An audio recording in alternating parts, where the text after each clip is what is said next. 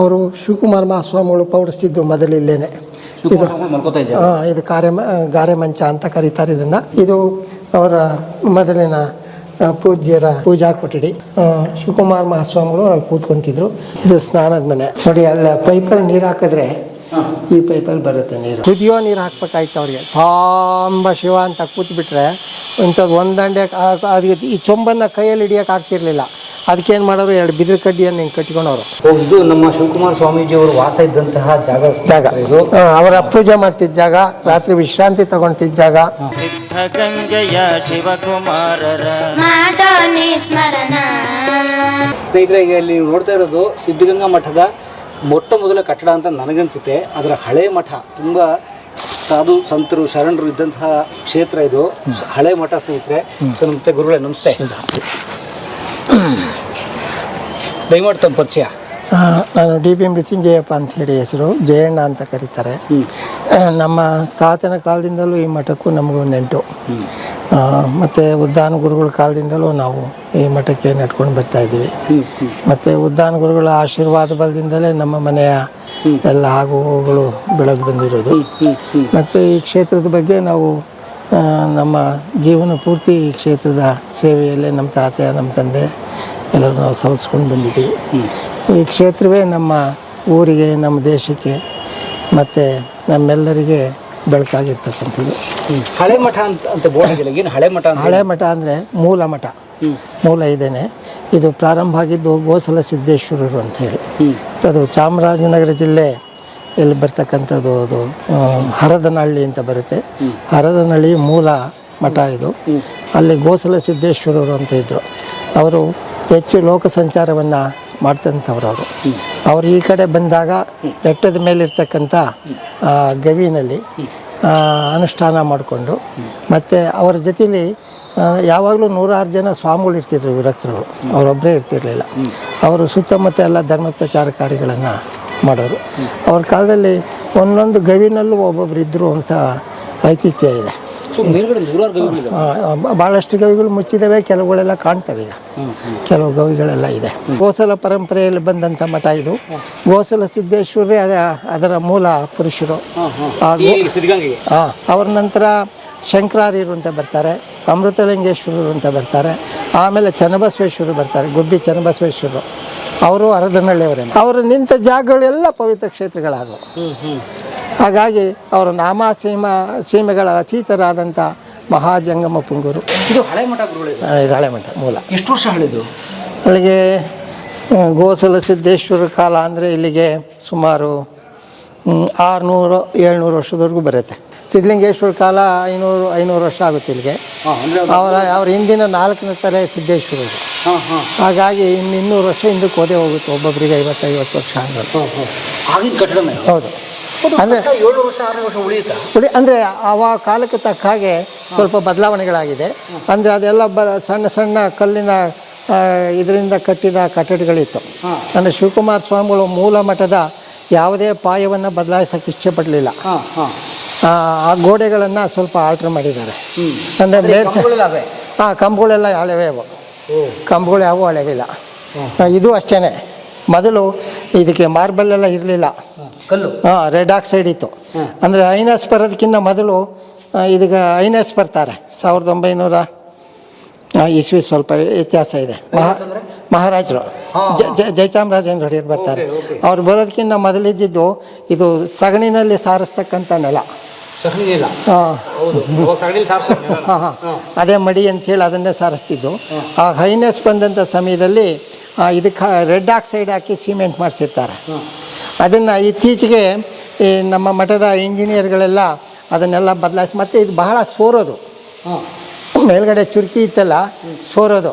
ನನಗೆ ಬಹಳ ಆಶ್ಚರ್ಯ ಅಂದರೆ ವಿದ್ಯಾರ್ಥಿಗಳಿಗೋಸ್ಕರ ಒಳ್ಳೊಳ್ಳೆ ಭವ್ಯ ಭವನಗಳನ್ನು ಕಟ್ಟಿಸಿರು ಬುದ್ಧಿಯವರು. ಆದರೆ ಅವರು ಇಲ್ಲಿ ಇರ್ತಿದ್ರಲ್ಲ, ಇದು ಸೋರೋ ಮನೆಯೇ. ಇದ್ರ ಕಡೆ ವಾಸ ಮಾಡ್ತಿದ್ದ ಜಾಗ ಸೋರೋದು.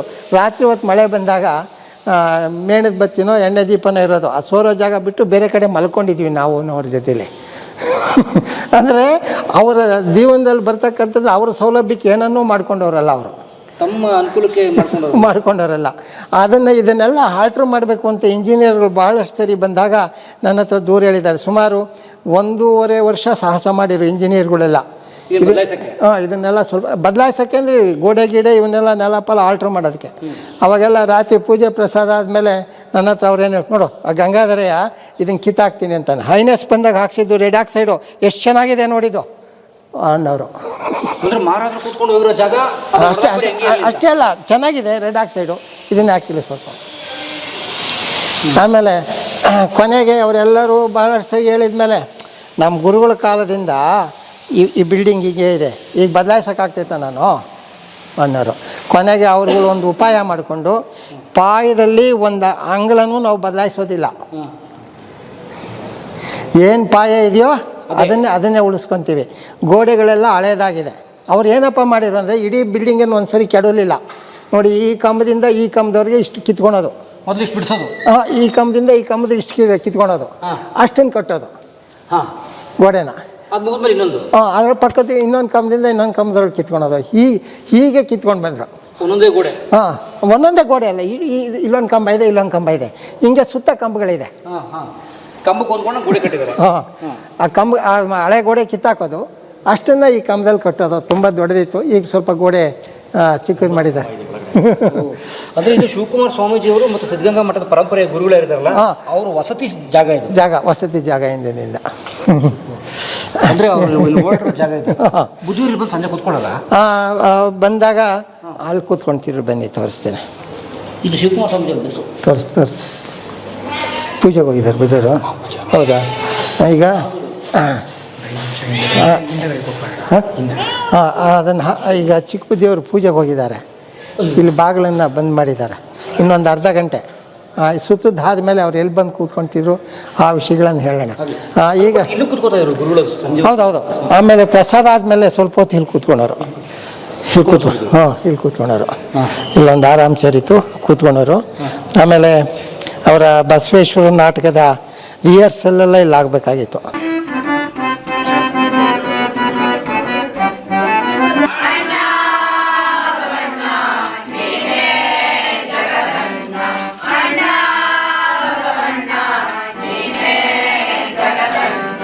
ಶೋಷಣೆ ಇರಬಾರದು. ವರ್ಣರಹಿತ ವರ್ಗರಹಿತ ಸಮಾಜವನ್ನು ನಿರ್ಮಾಣ ಮಾಡುವಲ್ಲಿ ನಾವೆಲ್ಲರೂ ಕೂಡ ಕಂಕಣ ಕಟ್ಟಿ ದುಡಿಯೋಣ.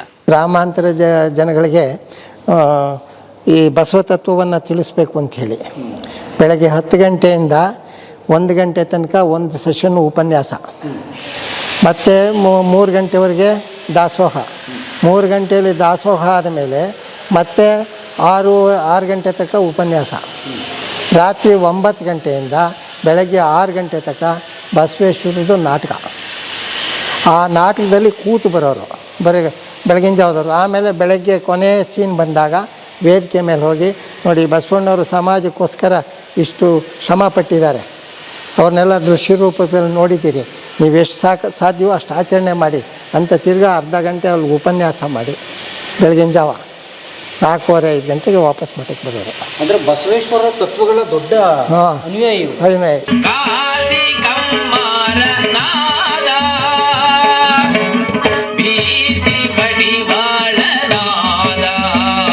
ಅಣ್ಣ ಏನು ಆಚರಣೆ ಮಾಡಿ ತೋರಿಸ್ತಾ ಅಂತ ನಾನು ತಮಗೆ ಹೇಳಲಾರೆ. ಆದರೆ ನಮ್ಮ ಪರಮ ಪೂಜ್ಯರು ಯಾರಿಗೂ ಹೇಳ್ದಲೆ ಗೋಪ್ಯವಾಗಿ ಆ 52 ಆಚಾರವನ್ನು ಅವ್ರು ಆಚರಣೆ ಮಾಡ್ತಿದ್ರು. ನಾನು ಮಾಡ್ತೀನಿ ಅಂತ ಹೇಳ್ಕೊತಿರ್ಲಿಲ್ಲ ಅವರು. ಇವಾಗ ನಾನು ಹಿಂಗೆ ಹೇಳ್ತೀನಿ ಅಲ್ಲ, ಹಿಂಗೆ ಹೇಳ್ಕೊತಿರ್ಲಿಲ್ಲ ಅವರು. ಗುಪ್ತವಾಗಿ ಅವ್ರು ಆಚರಣೆ ಮಾಡೋರು ಬಸವೇಶ್ವರ ಬದುಕಿನ 52 ಆಚಾರಗಳನ್ನು. ಇದು ನಮ್ಮ ಶಿವಕುಮಾರ ಸ್ವಾಮೀಜಿಯವರು ವಾಸ ಇದ್ದಂತಹ ಜಾಗ ಇದು. ಅವರ ಪೂಜೆ ಮಾಡ್ತಿದ್ದ ಜಾಗ, ರಾತ್ರಿ ವಿಶ್ರಾಂತಿ ತಗೊಳ್ತಿದ್ದ ಜಾಗ, ಅವರ ದಿನನಿತ್ಯ ಅವರು ಇದೆಲ್ಲ ಪ್ರಾರಂಭವಾಗ್ತಿದ್ದು ಇಲ್ಲಿಂದಲೇ. ಅವ್ರ ದಿನ ಶುರು ಆಗ್ತಿದ್ದು ಇಲ್ಲಿಂದ. ಓಕೆ ಗುರು ಎಲ್ಲೋಗ್ತಾಯಿದ್ದೀವಿ ನಮಗೆ. ಈಗ ಪರಮ ಪೂಜ್ಯರು ಅವರ ಸ್ನಾನಕ್ಕೆ ಮತ್ತು ಅವರ ಲಿಂಗಾಭಿಷೇಕಕ್ಕೆ, ಅವರ ನಿತ್ಯ ವ್ಯವಹಾರಕ್ಕೆ ಪವಿತ್ರವಾದ ಗಂಗೆ ಬೇಕಾಗಿತ್ತು. ಪವಿತ್ರವಾದ ಗಂಗೆಗೋಸ್ಕರ ಈ ಬಾವಿಯನ್ನು ಮಾಡ್ಕೊಂಡಿದ್ರು. ಇದರ ವಿಶೇಷತೆ ಏನಪ್ಪ ಅಂದರೆ ಚನ್ನಬಸವಣ್ಣ 62 ಶೀಲವನ್ನು ಹೇಳ್ತಾನೆ. ಸ್ವಾಮಿಗಳಾದವರು ಆಚರಣೆ ಮಾಡಬೇಕಾದ್ದು 62 ಶೀಲ ಹೇಳ್ತಾನೆ. ಅದರಲ್ಲಿ ಲಿಂಗ ಮುದ್ರಾಂಕಿತವಾದಂಥ ತಾಟಕಗಳಿಂದ ಅಂದರೆ ಬಾವಿ ಆಗಿರಲಿ ಕೊಳಗಳಾಗಲಿ ಅವುಗಳಿಂದ ನೀರನ್ನು ಉಪಯೋಗಿಸ್ಬೇಕು ಅಂತ. ಹಾಂ ಹಾಂ, ಸಹಜವಾದ ನೀರು. ಹಾಂ, ಅಂದರೆ ಲಿಂಗ ಮುದ್ರಾಂಕಿತ ಅಂದರೆ ಇದಕ್ಕೆ ಲಿಂಗ ಮುದ್ರೆ ಹಾಕಿದ್ದಾರೆ. ಯಾವ ಕಡೆ ಇತ್ತು ಇದಕ್ಕೆ ಹಾಕಿದ್ದಾರೆ ನೋಡಿ, ಈ ಕಡೆ ಇದೆ. ಓ, ಲಿಂಗ ಇದೆ. ಹಾಂ, ಈ ರೀತಿ ಈಗ ಒಂದು ಬಿಲ್ಪತ್ರೆ ಮರದಲ್ಲಿ ನಾವೊಂದು ಪತ್ರೆಯನ್ನು ಬಿಡಿಸ್ಬೇಕಾದ್ರೆ ಅದಕ್ಕೆ 4 ಮೂಲೆಗೆ ಮಧ್ಯಕ್ಕೆ ಲಿಂಗವನ್ನು ಸ್ಥಾಪನೆ ಮಾಡಿ ಲಿಂಗಗಳನ್ನಿಟ್ಟು ಅದಕ್ಕೆ ಸಂಸ್ಕಾರ ಮಾಡ್ತೀವಿ ಆ ಮರಕ್ಕೆ. ಆ ದೀಕ್ಷೆ ಅಂತ ಮಾಡಿದ ಮೇಲೆ ಆ ಮರದ ಪತ್ರೆಯನ್ನು ಪೂಜೆಗೆ ಉಪಯೋಗಿಸ್ತೀವಿ. ಹಾಗೆ ನಾವು ಪೂಜೆಗೆ ಉಪಯೋಗಿಸ್ಬೇಕಾದ ನೀರಕ್ಕೂ ಇದು ಲಿಂಗದ ಮುದ್ರೆ ಕಲ್ಲನ್ನು ಹಾಕಿ ಈ ಜಲವನ್ನು ಅವರು ಪೂಜೆಗೆ ಉಪಯೋಗಿಸ್ತಿದ್ರು. ಅದನ್ನು ಚನ್ನಬಸವಣ್ಣ ಬರೀತಾರೆ. 62 ಶೀಲಗಳಲ್ಲಿ ಅವನು ಹೇಳ್ತಾನೆ. ಅದಕ್ಕೋಸ್ಕರ ಇವರು ಈ ಬಾವಿಯ ಜಲವನ್ನೇ ಸ್ನಾನಕ್ಕೆ ಉಪಯೋಗಿಸ್ತಿದ್ದದ್ದು. ಹಾಂ, ಮತ್ತು ಇದಕ್ಕೆ ಸ್ನಾನಕ್ಕೆ ಪೂಜೆಗೆ ಎಲ್ಲದಕ್ಕೂ ಇದೇ ಗಂಗೆಯನ್ನು ಅವರು ಬಳಸ್ತಾ ಇದ್ದಿದ್ದು. ಮತ್ತು ಇದನ್ನು ಸಾಗಿಸೋಕೆ ಏನಪ್ಪ ಮಾಡೋರು ಅಂದರೆ ಮಕ್ಕಳುಗಳಿಗೆ ತೊಂದರೆ ಆಗಬಾರ್ದು ಅಂತ ಇವರಿರೋರು. ಹಾಂ, ಅಂದರೆ ಅವ್ರಿಗೆ ಸೇವೆ ಮಾಡೋರು ನೀರನ್ನು ಇಲ್ಲಿಂದ ತಗೊಂಡೋಗಿ ಒಳಗಡೆ ಅಂಡೆಗೆ ಹಾಕಿ ಅಲ್ಲಿ ಕಾಯಿಸಿ ಇತ್ಯಾದಿ ಅವ್ರಿಗೆ ತೊಂದರೆ ಆಗಬಾರ್ದು ಅಂಥೇಳಿ ಅಲ್ಲೊಂದು ತೊಟ್ಟಿ ಇದು ಮಾಡಿದ್ದಾರೆ ನೋಡಿ. ಗೀಸರು? ಗೀಜರ್ ಅಲ್ಲ, ಅಲ್ಲೋಗಿ ತೋರಿಸಿ, ನೀವಾಗಿ ತೋರಿಸಿ. ಇಲ್ಲಿಂದ ಬಿಂದಿಗೆನಲ್ಲಿ ನೀರನ್ನು ತಗೊಂಡು ಬಂದು ಹತ್ತಿ ಇದಕ್ಕೆ ಹಾಕಿರೆ ಇದರಿಂದ ಒಳಗಡೆ ಅವ್ರ ಸ್ನಾನ ಮನೆಗೆ ಪೈಪ್ಲೈನ್ ಇದೆ. ಓ, ಬಿಂದಿಗೆಯಲ್ಲಿ ನೀರು ಹಾಕಿರೋ ಒಳಗಡೆ ಅವ್ರ ಸ್ನಾನ ಮನೆ ಪೈಪ್ಲೈನ್ಗೆ ಹೋಗುತ್ತೆ. ಓ, ಹಳೆ ಕೋಟೆ ಥರ. ಅಂದರೆ ಮಕ್ಕಳುಗಳಿಗೂ ತೊಂದರೆ ಆಗಬಾರ್ದಲ್ಲ, ಇಲ್ಲಿಂದ ಒಳಗಡೆ ಹೊತ್ಕೊಂಡೋಗಿ. ಹಾಗಾಗಿ ಮಕ್ಕಳಿಗೋಸ್ಕರ ಈ ವ್ಯವಸ್ಥೆಯನ್ನು ಮಾಡಿದರು. ಅದರಿಂದ ಈ ಲಿಂಗ ಮುದ್ರಾಂಕಿತ ಬಾವಿ ಅವ್ರ ಬಟ್ಟೆಗಳನ್ನು ಮಡಿ ಮಾಡ್ತಿದ್ವು ಇಲ್ಲೇನೆ. ಅವ್ರ ಬಟ್ಟೆ ಅವರೇ ಹೋಗಿರೋ ಬೇರೆ ಕಡೆ ಹೋಗಿ? ಪ್ರಾರಂಭದ ದಿನಗಳಲ್ಲಿ ಎಲ್ಲ ಅವರೇ ಮಾಡ್ಕೊಂಡಿದ್ದಾರೆ. ಪ್ರಾರಂಭದ ದಿನಗಳಲ್ಲಿ ಮಠದ ಸೌದೆ ಹೊಡಿಬೇಕಾಗಿತ್ತು, ಮತ್ತು ಹೊಲದ ಕಾಯಕಗಳನ್ನೆಲ್ಲ ಮಾಡಬೇಕಾಗಿತ್ತು. ಪ್ರಾರಂಭ ದಿನಗಳಲ್ಲೆಲ್ಲ ಮಾಡ್ಕೊಂಡವರು. ಆಮೇಲಿನ ದಿನಗಳಲ್ಲಿ ಇತ್ತೀಚೆಗೆ ಶಿಷ್ಯರು ಇರೋರು, ಅವರು ಬಟ್ಟೆ ಒಗೆಯೋದು, ನೀರು ತುಂಬೋದು, ಪೂಜೆಗಿಡೋದು ಇವೆಲ್ಲ ಮಾಡೋರು. ಅವರು ಮಾಡ್ದಲ್ಲೇ ಇರೋ ಕಾಯಕ ಇಲ್ಲ. ಏನಪ್ಪ ಆಯಿತು ಅಂದರೆ ಸೆಕೆಂಡ್ ವರ್ಲ್ಡ್ ವಾರ್ ಸಮಯದಲ್ಲಿ ಕಂಟ್ರೋಲ್ ಅಂತ ಮಾಡಿಬಿಟ್ಟಿದ್ರು. ಕಂಟ್ರೋಲ್ ಅಂದರೆ ಒಂದು ಮನೆಗೆ ಇಷ್ಟು ಆಹಾರ ಧಾನ್ಯಗಳು ಬೇಕೋ ಅಷ್ಟನ್ನೇ ಇಟ್ಕೋಬೇಕು, ಇನ್ನಿದ್ದೆಲ್ಲ ಸರ್ಕಾರಕ್ಕೆ ಕೊಡಬೇಕು ಅಂಥೇಳಿ. ಹಾಗಾಗಿ ಅವ್ರು ಆಗ್ಯಾವ ತೆಗೆದು ಕೊಡೋಕೆ ಹೋದರೆ ಸರ್ಕಾರಕ್ಕೆ ಗೊತ್ತಾಗ್ಬಿಡುತ್ತೆ, ಇರೋದೆಲ್ಲ ಬಳ್ಕೊಂಡು ಹೋಗ್ಬಿಡ್ತಾರೆ ಅಂತೇಳಿ ರಾಗಿ ಇಲ್ಲ ಅಂತ ಕಳಿಸ್ಬಿಡ್ತಾರೆ. ಆಮೇಲೆ ಅವಾಗ ಲಗ್ನ ಪತ್ರಿಕೆ ಹೊಡೆಸ್ತಿದ್ದು ಹೇಗೆ ಗೊತ್ತೇ? ಲಗ್ನ ಪತ್ರಿಕೆಯನ್ನು ಹೊಡೆಸಿದ್ರೆ ಕುಟುಂಬ ಸಮೇತರಾಗಿ ತಮಗೆ ಬೇಕಾದ ಆಹಾರ ಧಾನ್ಯಗಳೊಂದಿಗೆ ಬಂದು ವಿವಾಹ ಮಹೋತ್ಸವವನ್ನು ಯಶಸ್ವಿ ಮಾಡಿ ಆಶೀರ್ವದಿಸಿ ಹೋಗಬೇಕು ಅಂತ. ಯಾಕೆಂದ್ರೆ ಇಷ್ಟು ಮದುವೆ ಮಾಡೋಕ್ಕೆ ರೇಷನ್ ಎಲ್ಲಿ ಬಂತು ಅಂತ ಕೇಳ್ತಾರೆ ಸರ್ಕಾರದವರು.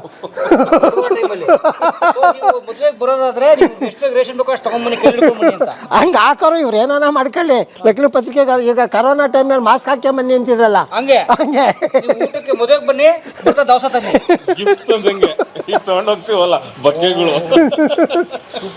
ಅಂತ ಕಾಲ. ಅದರಿಂದ ಅವ್ರು ಕೊಡಲಿಲ್ಲ. ಆದರೆ ತಿಪ್ಪೇರೂರೇನವ್ರು DC ಆಗಿದ್ರು ಅವಾಗ. ಆಮೇಲೆ ಕೊನೆಗೆ ಅವರಿಗೆ ರಾಗಿ ಇದೆ ಅಂತ ಗೊತ್ತಾಯಿತು.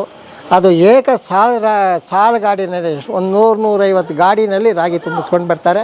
ಅಲ್ಲಿಂದ ಈಚೆಗೆ ಅವರ ರಾಗಿ ಕಣಜ ತುಂಬಕ್ಕೆ ಆಗಲಿಲ್ಲ, ಹಾಗೆಗಳು ತುಂಬಕ್ಕೆ ಆಗಲಿಲ್ಲ.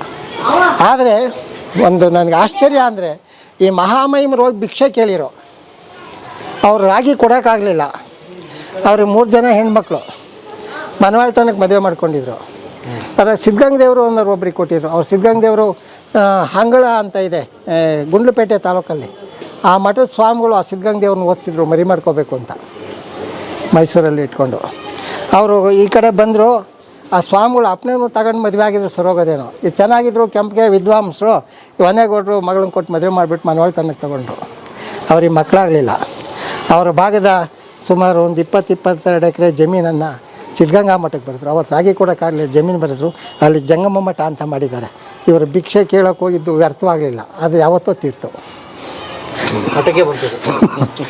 ಈಗ ಜಂಗಮ ಮಠ ಅಂತ ಒಬ್ಬರು ಸ್ವಾಮಿಗಳು ಮಾಡಿದ್ದಾರೆ. ಅವರು ಬುದ್ಧಿಯವರು ಅವಾಗಲೇ ಇವ್ರು ಬಂದು ಹರಕೆ ಮಾಡ್ಕೊಂಡಾಗ ಅವ್ರು ಹೇಳಿರೋ, ನಾನು ಒಂದು ತೊಟ್ಟಿಲು ಮಗು ಇದ್ದಾಗ ಇನ್ನು ನಾನು ನಗ್ಬೋದಷ್ಟೇ, ನಾನು ಏನು ಹೇಳಿ ಗುರುಗಳ ಬಗ್ಗೆ ಅಂತ ಅವ್ರು ಹೇಳಿದರು. ಅವರು ಶಿವಕುಮಾರ ಮಹಾಸ್ವಾಮಿಗಳನ್ನು ಭಾಳ ಸೇವೆ ಮಾಡಿದವರು. ಮತ್ತು ಇವ್ರನ್ನ ಆರಿಸಿದ್ರು ಶಿವಕುಮಾರ ಮಹಾಸ್ವಾಮಿಗಳೇ. ಅವರಿದ್ದಾಗೆ ಇವ್ರನ್ನ ಆರಿಸಿದ್ರು. ಅವರು ಬುದ್ಧಿಯವರು ಅವಾಗಲೇ ಇವ್ರು ಬಂದು ಹರಕೆ ಮಾಡ್ಕೊಂಡಾಗ ಅವ್ರು ಹೇಳಿರೋ, ನಾನು ಒಂದು ತೊಟ್ಟಿಲು ಮಗು ಇದ್ದಾಗ ಇನ್ನು ನಾನು ನಗ್ಬೋದಷ್ಟೇ, ನಾನು ಏನು ಹೇಳಿ ಗುರುಗಳ ಬಗ್ಗೆ ಅಂತ ಅವ್ರು ಹೇಳಿದರು. ಅವರು ಶಿವಕುಮಾರ ಮಹಾಸ್ವಾಮಿಗಳನ್ನು ಭಾಳ ಸೇವೆ ಮಾಡಿದವರು. ಮತ್ತು ಇವ್ರನ್ನ ಆರಿಸಿದ್ರು ಶಿವಕುಮಾರ ಮಹಾಸ್ವಾಮಿಗಳೇ. ಅವರಿದ್ದಾಗೆ ಇವ್ರನ್ನ ಆರಿಸಿದ್ರು. ಎಲ್ಲಿ? ಉತ್ತರ ಕರ್ನಾಟಕ ಭಾಗದಲ್ಲಿ ಬದಾಮಿ ಶಿವಯೋಗ ಮಠ. ಅದು ವಿಶೇಷ ಅಂದರೆ ಅದು ಒಟ್ಟುಗಳನ್ನ ತಯಾರು ಮಾಡುವಂಥ ಒಂದು ಜಾಗ. ಅಂದರೆ ಮುಂದಿನ ಮಠಗಳಿಗೆ ಪೀಠಾಧಿಪತಿಗಳಿಗೆ ಮುಂದೆ ಇಲ್ಲಿ ಈ ಭಾಗದಲ್ಲಿ ಇರ್ತಕ್ಕಂಥ ಎಲ್ಲ ಮಠಾಧಿಪತಿಗಳನ್ನು ತಯಾರು ಮಾಡುವಂಥ ಒಂದು ಕ್ಷೇತ್ರ ಇದು ಸಿದ್ಧಗಂಗಾ ಕ್ಷೇತ್ರ. ಒಂಥರ ಶಿಕ್ಷಣ ಸಂಸ್ಥೆ ಥರ, ಮಠಾಧಿಪತಿಗಳ ಶಿಕ್ಷಣ ಸಂಸ್ಥೆ. ನನ್ನ ಹೆಸರು ಶಿವಲಿಂಗ ಸ್ವಾಮಿಗಳು ಅಂಥೇಳಿ, ಮೇದಿನಿ ಮಠ. ನಾನು ಇಲ್ಲಿ ಅಭ್ಯಾಸ ಮಾಡ್ತಾ ಇದ್ದೀನಿ. ಈಗ 1 ವರ್ಷ ಆಯಿತು ನಾನು ಇಲ್ಲಿಗೆ ಮಠ ಕಡೆ ಬಂದು, ಸಿದ್ಧಗಂಗೆ ಮಠಕ್ಕೆ. ಗುರುಗಳು ನನ್ನ ಬರಮಾಡಕ್ಕೆ ಹೇಳಿದ್ರು, ಅದರಿಂದಾಗಿ ನಾನು ಇಲ್ಲಿ ಬಂದು ಅಭ್ಯಾಸವನ್ನು ಮಾಡ್ತಾ ಇದ್ದೀನಿ. ಏನು ಅಭ್ಯಾಸ? ಸಂಸ್ಕೃತ ವಿದ್ವತ್ ಮಾಡ್ತಾ ಇದ್ದೀನಿ 2 ವರ್ಷ, 2ನೇ ವರ್ಷ ಅದು. ಜೊತೆಗೆ MCA ಮಾಡ್ತಾ ಇದ್ದೀನಿ SITನಲ್ಲಿ. ಹೌದಾ? ಅಂದರೆ ಈಗ ನೀವು ಓದ್ತಿರೋದೇನು? ಮುಂದೆ ಮಠಾಧಿಪತಿ ಆಗಬೇಕಾ? ಮಠಾಧಿಪತಿ ಆಗಕ್ಕೆ ಆಲ್ರೆಡಿ ನಾವು ಮಠಾಧಿಪತಿಗಳೇನೆ. ಇಲ್ಲಿ ಮೇದಿನಿ ಮಠ. ಮೇದಿನಿ ಮಠದ ಎಲ್ಲಿದೆ ಅದು? ಅದು ತಲಕಾಡು ಹತ್ರ ಬರುತ್ತೆ. ಅಲ್ಲಿಂದ ತಲಕಾಡು ಹತ್ರ, ಮಳವಳ್ಳಿ ಕಡೆ. ಮಳವಳ್ಳಿ ಕಡೆ, ಮಳವಳ್ಳಿ ಬೆಳಕವಾಡಿ ಕೇಳಿದಿರಲ್ಲ? ಬೆಳಕವಾಡಿ ಹತ್ರ. ಮತ್ತೆ ಆಲ್ರೆಡಿ ಮಠಾಧಿಪತಿ ಆಗಿದ್ರಲ್ಲ, ಇಲ್ಲಿ ಏನು ತರಬೇತಿ ಅಥವಾ ಏನು ತಯಾರಿ? ಇಲ್ಲಿ ಸಂಸ್ಕೃತ, ವೇದ ಪಾಠಶಾಲೆ ಮತ್ತು ತತ್ವಶಾಸ್ತ್ರಗಳು ಅದ್ರ ಬಗ್ಗೆ ತಿಳ್ಕೊಳ್ಳೋಕ್ಕೆ, ಮುಖ್ಯವಾಗಿ ನಾವು ಗುರುಗಳ ಸೇವೆಯನ್ನು ಮಾಡೋದು ಹೇಗೆ, ಯಾವ ರೀತಿ ಗುರುಗಳ ಜೊತೆ ಇರಬೇಕು, ಅವರ ಅನುಸಂಧಾನ ಹೇಗೆ ಮಾಡಬೇಕು ಅನ್ನೋದನ್ನು ನಾವು ತಿಳ್ಕೊಳ್ಳೋಕ್ಕೆ ಇಲ್ಲಿಗೆ ಬಂದಿದ್ದೀವಿ. ಮುಖ್ಯವಾಗಿ ಅದು ಆ ರೀತಿ. ಆದರೆ ಹೇಗೆ ಪಠ್ಯಕ್ರಮ ಇರುತ್ತಾ? ಪಠ್ಯಕ್ರಮ ಇರ್ತವೆ, ಜೊತೆಗೆ ವೇದಗಳದೆಲ್ಲ ಪಠ್ಯಕ್ರಮಗಳಿರ್ತವೆ. ಇದನ್ನೇ ಓದಬೇಕು ಅಂತೇನಿಲ್ಲ. ಜ್ಞಾನ ಅನ್ನೋದು ಒಂದು ಚಿಕ್ಕದಾದಂಥದ್ದಲ್ಲ, ಪೂರ್ತಿ ನಮ್ಮ ಜೀವನ ಪರ್ಯಂತವಾಗಿ ಹೋಗ್ತಕ್ಕಂಥದ್ದು ಅನ್ನೋನ್ನ ನಮಗೆ ತಿಳಿಸಿ ಹೇಳಿ. ಇಲ್ಲಿ ನಮ್ಮ ಇದಕ್ಕೆ ಪಠ್ಯಕ್ರಮಗಳು ಅಂತೇನಿಲ್ಲ, ಇದಕ್ಕೆ ಪರ್ಟಿಕ್ಯುಲರ್ ಆಗಿ ಆ ರೀತಿ ಇರುತ್ತೆ ಅಷ್ಟೇ. ಎಷ್ಟು ವರ್ಷ ಆಯ್ತು ಇಲ್ಲಿಗೆ ಬಂದು? 1 ವರ್ಷ ಆಯಿತು ಇವಾಗ. ಮತ್ತು ಈಗ ಮೇದಿನಿ ಮಠದಲ್ಲಿ? ಮೇದಿನಿ ಮಠದಲ್ಲಿ ಯಾರೂ ಇಲ್ಲ, ಅಲ್ಲಿ ಒಬ್ಬರು ಮೇಂಟೈನ್ ಮಾಡೋದಕ್ಕೆ ಅಂತ ಬಿಟ್ಟಿದ್ದೀವಿ ಅಷ್ಟೇ. ಎಷ್ಟು ವರ್ಷ ಇರ್ತಿರ್ತಾವೆ ಇಲ್ಲಿ? ಅದು ಇನ್ನೊಂದು 2 ವರ್ಷ ಇರ್ತೀನಿ ನಾನಿಲ್ಲಿ. ಇನ್ನೂ 2 ವರ್ಷ ಇರಬೇಕು. ನಂತರ ಅದೇ ಮಠ ಮುಂದುವರಿಸ್ತೀವಿ. ಗುರುಗಳ ಅಪ್ಪಣೆ ಹೇಗಾಗುತ್ತೆ ಆ ರೀತಿ ಮಾಡೋದಕ್ಕಷ್ಟೇ ಆಗುತ್ತೆ. ಯಾರು ಬಂದು ಪಾಠ ಮಾಡ್ತಾರೆ ನಿಮಗೆ? ನಮಗೆ ಬಂದು ಮೃತ್ಯುಂಜಯಪ್ಪ ಸರ್ ಅವರು ಬರ್ತಾರೆ, ಮತ್ತು KB ಸರ್ ಅಂತ ಒಬ್ಬರು ಬರ್ತಾರೆ, ಅವರೆಲ್ಲ ಬಂದು ಮಾಡ್ತಾರೆ. ಸಂಸ್ಕೃತ, ವೇದ ಸಂಸ್ಕೃತ. ಇವರು ತತ್ವಶಾಸ್ತ್ರ ಸರ್ ಮಾಡ್ತಾರೆ, ಅದನ್ನು ಶಿವಯೋಗದ ಬಗ್ಗೆ ಸರ್ ತಿಳಿಸ್ಕೊಡ್ತಾರೆ.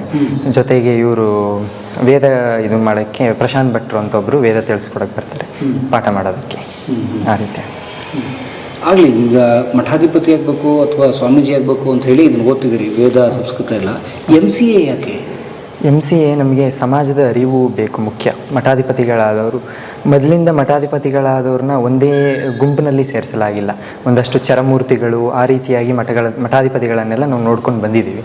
ಅವರು ಏನಂತಂದರೆ ಬರೀ ತಮ್ಮ ಸಾಧನೆಗಾಗಿ ಕೆಲಸವನ್ನು ಮಾಡ್ತಕ್ಕಂಥದ್ದು, ತಮ್ಮ ಸಾಧನೆ ಹೇಗೆ ಮಾಡ್ಕೋಬೇಕು, ಮುಕ್ತಿಯನ್ನು ಹೇಗೆ ಪಡಿಬೇಕು ಅಂತ ಅಂದ್ಕೊಂಡು ಹೇಳು. ಆದರೆ ನಮ್ಮ ಶಿವಕುಮಾರ ಸ್ವಾಮೀಜಿ ತತ್ವಗಳು ಏನಾಗಿತ್ತು ಅಂತಂದರೆ, ನಾನೊಬ್ಬನೇ ಸಾಧನೆಯನ್ನು ಮಾಡೋದಲ್ಲ, ನನ್ನ ಸುತ್ತಮುತ್ತಲಿರ್ತಕ್ಕಂಥ ಜನಗಳು ಅವರಿಗೆ ನಾನು ಮುಕ್ತಿ ಮಾರ್ಗವನ್ನು ತೋರಬೇಕು, ಅದಕ್ಕಾಗಿ ನಾನು ಸಮಾಜವನ್ನು ನಿಜವಾಗಿ ಅರ್ಥಕೊಳ್ಬೇಕು ಅನ್ನೋ ಭಾವನೆಯನ್ನು ಇಟ್ಕೊಂಡು ಬಂದಂಥವರು ಶಿವಕುಮಾರ ಸ್ವಾಮೀಜಿಗಳು. ಅದರಿಂದಾಗಿ ನಾವು ಸಮಾಜವನ್ನು ಅರ್ಥಕೊಳ್ಳೋದು ಸಹ ತುಂಬ ಮುಖ್ಯ ಅಂಥೇಳಿ ನಾವು ನಮ್ಮ ಗುರುಗಳು ನನಗೆ ಆಜ್ಞೆ ಮಾಡಿದ್ದಾರೆ. ಈ ರೀತಿ ಒಂದು PhD ಮಾಡಿ ಇದ್ರ ಮೇಲೆ ಅಂಥೇಳಿ ಆಜ್ಞೆ ಮಾಡಿದ್ದಾರೆ. ಅದರಿಂದಾಗಿ ನಾನು ಅದನ್ನು ಮುಂದುವರಿಸ್ಕೊಂಡು ಹೋಗ್ತಾ ಇದ್ದೀನಿ. ತಾವು ಡಾಕ್ಟ್ರೇಟ್ ಮಾಡ್ತಿರೋ ಸ್ವಾಮೀಜಿ? ಡಾಕ್ಟ್ರೇಟ್ ಮಾಡ್ತಾ ಇಲ್ಲ, ಇನ್ನು ಮಾಸ್ಟರ್ ಡಿಗ್ರಿ ಮಾಡ್ತಾ ಇದ್ದೀನಿ. ಮಾಡಬೇಕು ಅಂತ ಅಂದ್ಕೊಂಡಿದ್ದೀನಿ, ಮುಂದೆ ಏನಾಗುತ್ತೋ ನೋಡ್ಬೇಕಷ್ಟೇ. ಈ ಉದಾಹರಣೆ, ನೀವು ಸ್ವಾಮೀಜಿ ಆಗಕ್ಕೆ MCA ಬೇಕಾ ಅಥವಾ? MCA ಏನು ಅವಶ್ಯಕತೆ ಇಲ್ಲ, ಆದರೆ ಸಮಾಜದ ಜ್ಞಾನವನ್ನು ತಿಳ್ಕೊಳ್ಳೋದಕ್ಕೋಸ್ಕರ ಅದು ಬೇಕಾಗುತ್ತೆ ಅಷ್ಟೇ. ಸೊ ಇವರೆಲ್ಲ ತಮ್ಮ ಸಹಪಾಠಿಗಳ? ಎಲ್ಲ ಸಹಪಾಠಿಗಳು ಇವರೆಲ್ಲನೂ. ಇವರು ಮಲ್ಲಿಕಾರ್ಜುನ ದೇವರು ಅಂತೇಳಿ ಚಿಕ್ಕತೊಟ್ಲುಕೆರೆಗೆ ಮಠಾಧಿಪತಿಗಳು. ಇವರು ಮಲ್ಲಿಕಾರ್ಜುನ ಶಿವಾಚಾರ್ಯ ಸ್ವಾಮಿಗಳು ಅಂಥೇಳಿ ಹುಲಿಕೆರೆ ಮಠ. ಇವರು ಇಂಜಿನಿಯರಿಂಗ್ ಮಾಡ್ತಾ ಇದ್ದಾರೆ ಈಗ, 3ನೇ ವರ್ಷ ಇಂಜಿನಿಯರಿಂಗ್, 3ನೇ ವರ್ಷ ಅವ್ರದ್ದು, 3ನೇ ವರ್ಷ ಕಂಪ್ಲೀಟ್ ಆಯಿತು. ಈಗ 4ನೇ ವರ್ಷ ಮಾಡ್ತಾ ಇದ್ದಾರೆ. ಇವನ್ನು ಸದಾಶಿವ ಸ್ವಾಮಿಗಳು ಅಂಥೇಳಿ ವಿಜಯಪುರ ಮಠ. ಇಲ್ಲಿ ವಿಜಯಪುರ ದೇವನಹಳ್ಳಿ. ನಿಮ್ಮ ದಿನನಿತ್ಯ ಹೇಗಿರುತ್ತೆ? ನಿಮ್ಮ ಡೈಲಿ ರೂಟೀನ್ ಹೇಗಿರುತ್ತೆ? ಎಷ್ಟು ಗಂಟೆಗೆ ಹೇಳ್ತೀರಿ? ಏನೇನು ಮಾಡ್ತೀರಿ? ನಾವು ಡೈಲಿ 4 ಗಂಟೆಗೆ ಎದ್ದು ಹೇಳ್ತೀವಿ. 4 ಗಂಟೆಗೆ ಎದ್ದು ಗುರುಗಳ ಸೇವೆಗಾಗಿ, ಪೂಜೆಗೆ ರೆಡಿ ಮಾಡ್ಸೋಕ್ಕಾಗಿ ಅವ್ರಿಗೆ ರೆಡಿ ಮಾಡಿಕೊಡ್ತೇವೆ. ಏನು ರೆಡಿ ಮಾಡೋದು ಪೂಜೆಗೆ ರೆಡಿ ಮಾಡೋದು ಅಂತಂದರೆ ವಸ್ತುಗಳನ್ನೆಲ್ಲ ಹೂ ಕೀಳ್ತಕ್ಕಂಥದ್ದು, ಅವರಿಗೆ ಸ್ನಾನ ಮಾಡಿಸ್ತಕ್ಕಂಥದ್ದು, ಅವೆಲ್ಲ ಕಾರ್ಯಕ್ರಮಗಳಿರ್ತವೆ. ಒಬ್ಬೊಬ್ಬರು ಒಂದೊಂದು ಕೆಲಸಗಳನ್ನು ವಹಿಸ್ಕೊಂಡು ಮಾಡ್ತಾ ಇರ್ತೀವಿ. ಅದು ಬೆಳಗಿನ ಜಾವ ಕಾರ್ಯ. 6 ಗಂಟೆ 6:30 7 ಗಂಟೆ ಅಷ್ಟೊತ್ತಿಗೆ ಪ್ರಸಾದ ಎಲ್ಲ ಮುಗಿಯುತ್ತೆ ನಮ್ಮದು. ಪ್ರಸಾದ ಮುಗಿದ ತಕ್ಷಣ 7-7:30ಗೆಲ್ಲ ವೇದದ ಕ್ಲಾಸ್ಗಳಿರ್ತವೆ, ಅದಕ್ಕೆ ಹೋಗ್ತಾ ಇರ್ತೀವಿ. ಇದಿಷ್ಟಿರುತ್ತೆ. ಟೈಮ್ ಪ್ರಕಾರ ಕ್ಲಾಸಸ್ಗಳಿರ್ತವೆ. 9 ಗಂಟೆಯಿಂದ KB ಸರ್ ಅವರು ಒಬ್ಬರು ಕ್ಲಾಸ್ ತಗೋತಾರೆ. ಆ ರೀತಿಯಾಗಿ ದಿನಚರಿ ಒಂದು ಪಾಠಗಳು ನಡೀತಾನೆ ಇರುತ್ತವೆ. ಆ ರೀತಿಯಾಗಿ ಇನ್ನು ಸಂಜೆ ಒಂದು 7 ಗಂಟೆ ಅಷ್ಟೊತ್ತಿಗೆ ತಿರ್ಗಾ ಸ್ನಾನ ಮಡಿಯನ್ನು ಮಾಡಿಕೊಂಡು ಬುದ್ಧಿಯವ್ರ ಪೂಜೆಗೆ ರೆಡಿ ಮಾಡಿಕೊಂಡು ನಮ್ಮ ಲಿಂಗ ಶಿವಪೂಜೆಯನ್ನು ಮಾಡಿಕೊಂಡು ವೇದ ಪಠನ ಆಗಲಿ ಜೊತೆಗೆ ವಚನಗಳನ್ನು ಹೇಳೋದಾಗಲಿ ಬುದ್ಧಿಯವ್ರು ಬರೋ ತನಕ ವಚನಗಳನ್ನು ಹೇಳ್ತಾ ಇರ್ತೀವಿ. 9 ಗಂಟೆ ಆಗ್ಬೋದು ಬುದ್ಧಿಯವ್ರು ಬರೋದು. ಅಲ್ಲಿ ತನಕ ಹೇಳ್ತಾ ಇರ್ತೀವಿ. ಬುದ್ಧಿಯವ್ರ ಪೂಜೆಗೆ ಹೋದಾಗ ನಾವು ಪ್ರಸಾದ ಮಾಡಿಕೊಂಡು ಬಂದು ತಿರ್ಗಾ ಅಭ್ಯಾಸವನ್ನು ಮಾಡ್ತಕ್ಕಂಥದ್ದು ಬುದ್ಧಿಯವ್ರು ಬರೋ ತನಕ. ಆ ರೀತಿ 10 ಗಂಟೆಗೆ 10-10:30 ಆಗುತ್ತೆ. 11 ಗಂಟೆ ಆಗುತ್ತೆ. 4 ಗಂಟೆಗಳು 4 ಗಂಟೆಗೆ ಎದ್ದು ಹೇಳ್ತೀವಿ. ಬಹಳ ಕಠಿಣ ಕ್ರಮಗಳಿದೆ.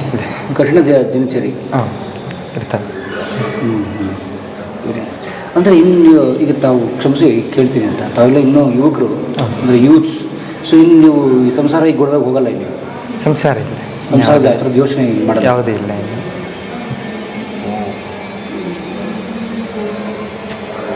ಹಾಗೆ. ಸೊ ಇದೊಂಥರ ಗುರುಗಳನ್ನ ಮಠಾಧಿಪತಿಗಳನ್ನ ತಯಾರು ಮಾಡುವ ತರಬೇತಿ ಇದು. ಎಷ್ಟು ಜನ? 4 ಜನ ಇದ್ದೀರಿ? ಇಲ್ಲ, 6 ಜನ ಇದ್ದೀವಿ ಒಟ್ಟು. ಇನ್ನಿಬ್ಬರು ಸ್ವಾಮಿಗಳಿದ್ದಾರೆ. ಆ ರೀತಿ ಇರುತ್ತೆ. ಇಲ್ಲಿ ಒಂದು ವಚನ ಹೇಳಿ. ಹಾಂ, ಎಲ್ಲರೂ ಹೇಳಿದ್ರೆ ಓಕೆ, ಒಬ್ಬರು ಹೇಳಿದ್ರೆ ಓಕೆ, ನಿಮ್ಮ ಆಯ್ಕೆ. ಹಾಂ, ಎಲ್ಲರೂ ಹೇಳಿ. ಆವ ಕಾಯಕವಾದಡು ಆಗಲಿ ಗುರುಲಿಂಗ ಜಂಗಮದ ಮುಂದಿಟ್ಟು ಹೊಕ್ಕುದ ಆರೈಸಿ ಮಿಕ್ಕುದ ಕೈಕೊಂಡು ಬೇನೆ ಬಂದರೆ ಒರಳು ವ್ಯಾಧಿ ಬಂದರೆ ನರಳು ಇದಕ್ಕ ದೇವರ ಹಂಗೇಕೆ ಬಾಪು ಲದ್ದೆಯ ಸೋಮ. ಇದೊಂದು ವಚನ, ಬಾಪು ಲದ್ದೆಯ ಸೋಮ ಅವರ ವಚನ. ನೋಡಿ, ಯಾವುದೋ ಈ ವಚನಕಾರರು ನಾವು ಕೇಳೇ ಇಲ್ಲ ನೋಡಿ. ಬರೀ ಕೂಡಲ ಸಂಗಮ ದೇವ, ಚನ್ನಮಲ್ಲಿಕಾರ್ಜುನ ಮಾತ್ರ ಕೇಳಿದ್ವಿ ನಾವು. ಹೌದು, ಅದರ ಅರ್ಥ ತುಂಬ ವಿಶೇಷವಾಗಿರ್ತಕ್ಕಂಥದ್ದು. ಅಂತಂದರೆ ಯಾವ ಕಾಯಕವಾದಡೂ ಆಗಲಿ ಯಾವ ಕೆಲಸವನ್ನಾದರೂ ಸಹ ನಾವು ಗುರುಗಳ ಆಜ್ಞೆ ತಕ್ಕದಂತೆ ಗುರುಗಳ ಮುಂದೆ ಇಟ್ಟು ಆ ಕೆಲಸಗಳನ್ನು ಮುಂದೆ ಇಟ್ಟು ನಮ್ಮ ದಿನಕ್ಕಾಗಷ್ಟು ಎಷ್ಟು ಬೇಕಾಗತ್ತೆ ಅದಷ್ಟು ಆಹಾರವಾಗಲಿ ಏನೇ ಇದಾಗಲಿ ಸಂಗ್ರಹ ಮಾಡಿಕೊಂಡು ಆ ದಿನಕ್ಕೆ ಮಿಕ್ಕಿದಂಥದ್ದನ್ನು ಬೇರೆಯವರಿಗೆ ಕೊಟ್ಟುಕೊಂಡು ನಾವು ಜೀವನವನ್ನು ಮಾಡಬೇಕಾದದ್ದು. ಅದರ ಜೊತೆಗೆ ಈ ಜೀವನದ ಸಂದರ್ಭಗಳಲ್ಲಿ ನಮಗೆ ಯಾವುದೇ ರೀತಿ ನೋವುಗಳು ಬಂದರೂ ಅದನ್ನು ನೀನೇ ಅನುಭವಿಸು, ಯಾವುದೇ ರೀತಿ ಕಷ್ಟಗಳು ಬಂದರೂ ನೀನೇ ಅನುಭವಿಸು. ಇದಕ್ಕೆ ಯಾಕೆ ದೇವರ ಮೊರೆ ಹೋಗ್ತೀಯಾ, ದೇವರನ್ನ ಯಾಕೆ ಬೇಡ್ತೀಯಾ? ಇದನ್ನೆಲ್ಲ ನಿನ್ನ ಜೀವನ, ಇದು ನಿನಗಾಗಿ ಬಂದಿರತಕ್ಕಂದು, ನೀನೇ ಅನುಭವಿಸ್ಬೇಕು. ಇದನ್ನೆಲ್ಲ ಏನೇ ಕಷ್ಟ ಸುಖಗಳು ಬಂದರೂ ಸಹ ನೀನೇ ಅನುಭವಿಸ್ಬೇಕು ಅಂತೇಳಿ ಹೇಳ್ತಕ್ಕಂಥದ್ದು ಬಾಪು ಲದ್ದೆಯ ಸೋಮ ಅವರಂಥ ವಚನ ಇದೆ. ಅದರ ಶ್ಲೋಕ ದಿನನಿತ್ಯ ಪಠಣೆ ಮಾಡೋದು. ಕುಮಾರಾಯ ದಾಸೋಹ ಗುಣಮೂರ್ತಯೇ ಕಾರ್ಯಕಾಢ್ಯ ನಮಸ್ತುಭ್ಯಂ ಲಿಂಗಜಂಗಮರೂಪಿಣೇ ಭಕ್ತಮಾನಸಹಂಸಾಯ ಸಚ್ಚಿದಾನಂದಮೂರ್ತಿನೇ ಶಿವಕುಮಾರ ಯತೀಂದ್ರಾಯ ತಸ್ಮೈ ಶ್ರೀ ಗುರವೇ ನಮಃ. ಗುಕಾರಸ್ತ್ವಂಧಕಾರಸ್ಯ ಋಕಾರತ್ತನ್ನಿರೋಧಃ ಅಂಧಕಾರ ನಿರೋಧಿತ್ವಾತ್ ಗುರುರಿತ್ಯಭಿಧೀಯತೆ. ಅಂದರೆ ಗು ಅಂದರೆ ಅಂಧಕಾರ, ರು ಅಂದರೆ ಅದನ್ನು ಹೊಡೆದೋಡಿಸುವಂಥ ಅಥವಾ ಅದನ್ನು ದೂರ ಮಾಡಿ ಬೆಳಕನ್ನು ನೀಡುವಂಥ ಜ್ಞಾನತತ್ವ ರು. ಈ ಅಂಧಕಾರವನ್ನು ಹೋಗಲಾಡಿಸಿ ಶಿಷ್ಯನಲ್ಲಿ ಸುಜ್ಞಾನದ ಬೆಳಕನ್ನು ಯಾರು ನೀಡ್ತಾರೋ ಅವರು ಗುರು ಅಂತ. ಅದನ್ನೇ ಈ ಒಂದು ಶ್ಲೋಕದಲ್ಲಿ ತಿಳಿಸಿಕೊಡ್ತಾರೆ. ಇದು ಶ್ರೀ ಸಿದ್ಧಗಂಗಾ ಮಠದ ಯೋಗ ಮಂದಿರ ಇದ್ದ ಹಾಗೆ. ಇದು ಪರಮ ಪೂಜ್ಯರುಗಳೆಲ್ಲ ಇಲ್ಲಿ ತಮ್ಮ ಶಿವಯೋಗ ಅನುಷ್ಠಾನವನ್ನು ಮಾಡ್ತಿದ್ದಂಥ ಜಾಗ. ಮತ್ತು ಅವರು ಮಂತ್ರಾನುಸಂಧಾನದಲ್ಲಿ ವಿಶ್ರಾಮ ಕೊಡ್ತಿದ್ರು. ಅವರು ನಿಮ್ಮ ಹಾಗೆ ಜಡನಿದ್ರೆಯನ್ನು ಮಾಡೋರಲ್ಲ, ಹಾಗಲ್ಲ. ಅವರು ಪೌಡಿಸ್ಬೇಕಾದ್ರೇ ಅವರು ಶಿವಕುಮಾರ ಮಹಾಸ್ವಾಮಿಗಳು ಪೌಡಿಸ್ತಿದ್ದು ಮೊದಲಿಲ್ಲೇನೆ. ಇದು ಗಾರೆ ಮಂಚ ಅಂತ ಕರೀತಾರೆ ಇದನ್ನು.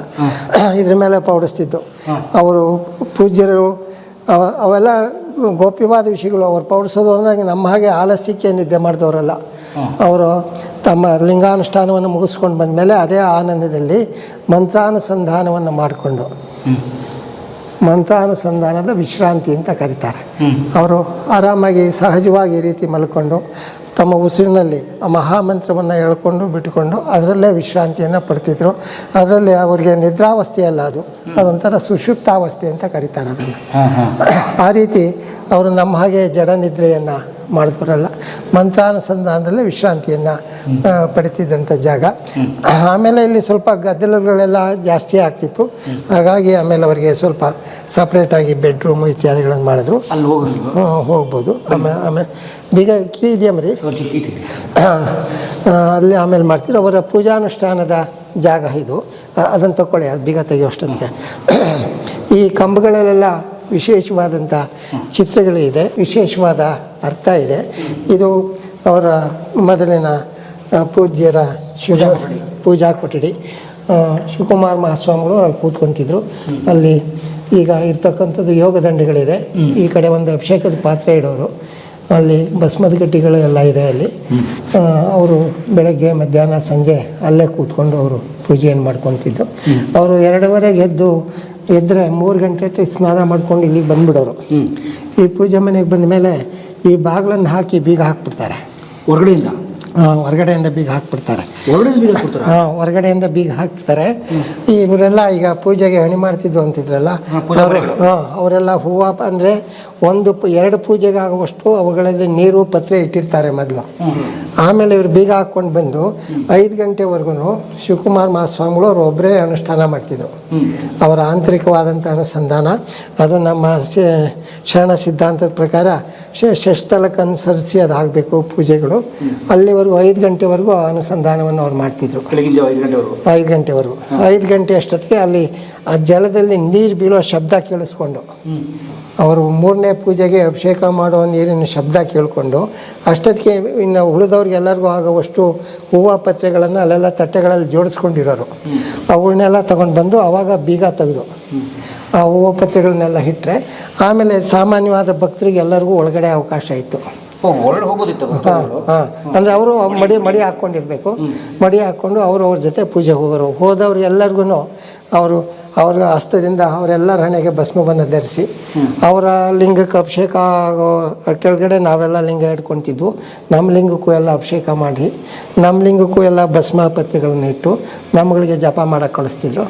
ಆಮೇಲೆ ಅವರು ಪೂಜೆ ಮಾಡ್ಕೊಂಡವರು. ಆ ರೀತಿ ಆದಮೇಲೆ ಆಮೇಲೆ ಪಾದೋದಕವನ್ನು ಮಾಡಿ ಎಲ್ಲರಿಗೂ ತೀರ್ಥವನ್ನು ಕೊಡೋರು. ಪಾದೋದಕ ಆದಮೇಲೆ ಅವರಲ್ಲಿ ಪ್ರಸಾದವನ್ನು ಸ್ವೀಕರಿಸೋರು.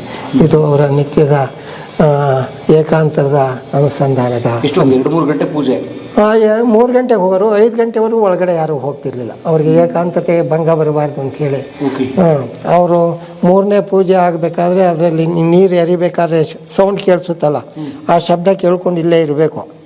ಆ ಶಬ್ದ ಕೇಳ್ಕೊಂಡಿದ್ದು ಅಲ್ಲಿ ಜೋಡಿಸ್ಕೊಂಡಿರೋ ಹೂವು ಪತ್ರೆಗಳನ್ನೆಲ್ಲ ತಗೊಂಡೋಗಿ ಒಳಗಡೆ ಕೊಡಬೇಕು. ಆಮೇಲೆ ಭಕ್ತರಿಗೆಲ್ಲ ಒಳಗಡೆಗೆ ಪ್ರವೇಶ ಇರ್ತದೆ. ಯಾಕೆಂದ್ರೆ ಅಕಸ್ಮಾತ್ ಇವರೆಲ್ಲ ಹೂವು ಪತ್ರೆ ಬಿಡ್ಸೋಕೆ ಹೊರಟೋಗೋರು, ಯಾರಾದರೂ ಬಾಗಿಲು ತೆಗೆದವ್ರು ಬಂದವರು ಭಕ್ತರು, ಅವರಿಗೆ ಅಡಚಣೆ ಆಗಬಾರ್ದು, ಅವ್ರ ಏಕಾಂತಕ್ಕೆ ಭಂಗ ಬರಬಾರ್ದು. ಶಿವಕುಮಾರ ಸ್ವಾಮೀಜಿಯವರ ಪೂಜಾ ಕೊಠಡಿ.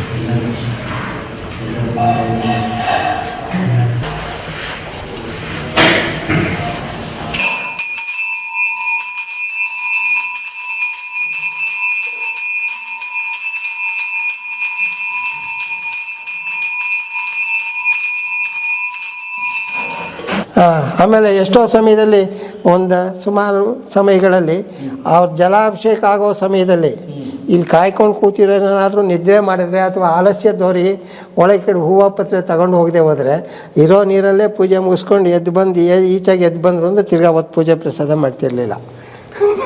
ಅಂದರೆ ಈಗ ಬೇರೆ ಯಾರು ಮಾಡಿದ ತಪ್ಪಿಗೆ ಅವ್ರು ಊಟ ಮಾಡ್ತಿರಲಿಲ್ಲ. ನೃತ್ಯಾಪರಾಧಕ್ಕೆ ಯಜಮಾನ ಶಿಕ್ಷೆ ಅನುಭವಿಸ್ಬೇಕು ಅನ್ನೋದೊಂದು ಸಂಸ್ಕೃತ ಶ್ಲೋಕ ಇದೆ. ಅದು ಅವ್ರು ಬೇರೆಯವ್ರಿಗೆ ಹೇಳ್ತಿರ್ಲಿಲ್ಲ, ಅವ್ರು ಆಚರಣೆ ಮಾಡೋರು. ಇಂಥವು ಬಹಳ. ಇದು ನೋಡಿ, ಇದು ಉಮಾಮಹೇಶ್ವರನ ಚಿತ್ರ. ಶಿವಂದು ಈ ರೀತಿ ಮೂರ್ತಿ ಇರೋದು ಬಹಳ ಕಡಿಮೆ. ಉಮಾಮಹೇಶ್ವರು ಬಸವನ ಮೇಲೆ ಇರ್ತಕ್ಕಂಥ ಚಿತ್ರ. ಇದು ವೀರಭದ್ರನ ಚಿತ್ರ. ಇದು ಕೆಳಗಡೆಗೆ ದಕ್ಷಿಣಗೆ ಶಿರಸ್ಸನ್ನು ತೆಗೆದು ಕುರಿಯನ್ನಿಟ್ಟಿದ್ದು. ಅದಕ್ಕಿಂತ ಮೊದಲು ಬರ್ತಕ್ಕಂಥ ಚಿತ್ರ ಇಲ್ಲಿದೆ ನೋಡಿ. ಇದು ವೀರಭದ್ರ. ಅವನು ದಕ್ಷ ಆ ರೂಪದಲ್ಲಿದ್ದ. ಅವನಿಗೆ ದುರಹಂಕಾರ ಇತ್ತು. ಆ ದುರಹಂಕಾರವನ್ನು ತೆಗೆದು ಇವನಿಗೆ ಕುರಿ ತಲೆಯನ್ನು ಕೊಡೋದು ಅಂದರೆ ಗುರು ಹೇಳಿದ್ಕೆಲ್ಲ ಕತ್ತು ಬಗ್ಗಿಸ್ಬೇಕು, ಕುರಿ ಯಜಮಾನ ಹೇಳಿದ್ಕೆಲ್ಲ ತಲೆ ಬಗ್ಸೋಗುತ್ತೆ. ಹಂಗೆ ಅದೇ ಅರ್ಥ. ವಿಶೇಷವಾದ ಚಿತ್ರಗಳಿದು. ಇನ್ನು ಅಡುಗೆ ಮನೆ ಅವುಗಳನ್ನು ನೋಡಿ. ಅಂದರೆ ಈಗ ಸಿದ್ಲಿಂಗ ಸ್ವಾಮಿಗಳಿದಾರಲ್ಲ, ಅವರು ಇಲ್ಲೇ ಇರೋದಾ? ಅವರು ಇಲ್ಲೇ ಇರ್ತಾರೆ. ಅದೇ ಪೂಜೆ ಮನೆ ಅವ್ರಿಗೂ. ಅವ್ರ ರೆಸ್ಟಿಂಗ್ ಪಾಯಿಂಟು ಈಗ ಇಲ್ಲೇ ಮಲಗ್ತಾರೆ ಆ ರೂಮು. ಓಕೆ. ಇದು ಈಗ ಮಧ್ಯದಲ್ಲಿ ಯಾರಾದರೂ ಹಿಂಗೆ ಬಂದರೆ ಅವರು ಅಲ್ಲ ಪೂಜೆ ಮಾಡ್ಕೊಳ್ಳುವಂಥವ್ರಿಗೆ ಆಚಾರಕ್ಕೆ ಅದು. ಸೊ ಗೆಸ್ಟ್ಗಳು ಪೂಜೆ ಅಂದರೆ ಬುದ್ಧಿಯವ್ರು ಇರುವಾಗ ಅವರೇ ಮಾಡ್ಕೊಳ್ತಾರೆ, ಅವ್ರ ಜೊತೆಗೆ ಹೋಗ್ತಾರೆ. ಇದು ಅಡುಗೆ ಮನೆ, ಬೀಗ ಹಾಕ್ಬಿಟ್ಟಿದ್ದಾರೆ. ಇದು ಸ್ನಾನದ ಮನೆ. ಸ್ವಾಮಿಗಳು ಸ್ನಾನ ಮಾಡ್ತಾ ಇದ್ದೀನಿ. ಹಾಂ.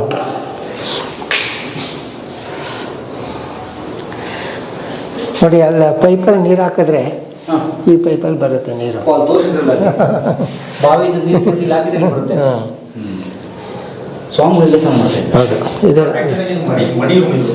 ಯಾವುದೇ ಕಾರಣಕ್ಕೂ ಒಳಗೆ ಯಾರು ಬಿಡಲ್ಲ, ಬಿಡೋದಿಲ್ಲ.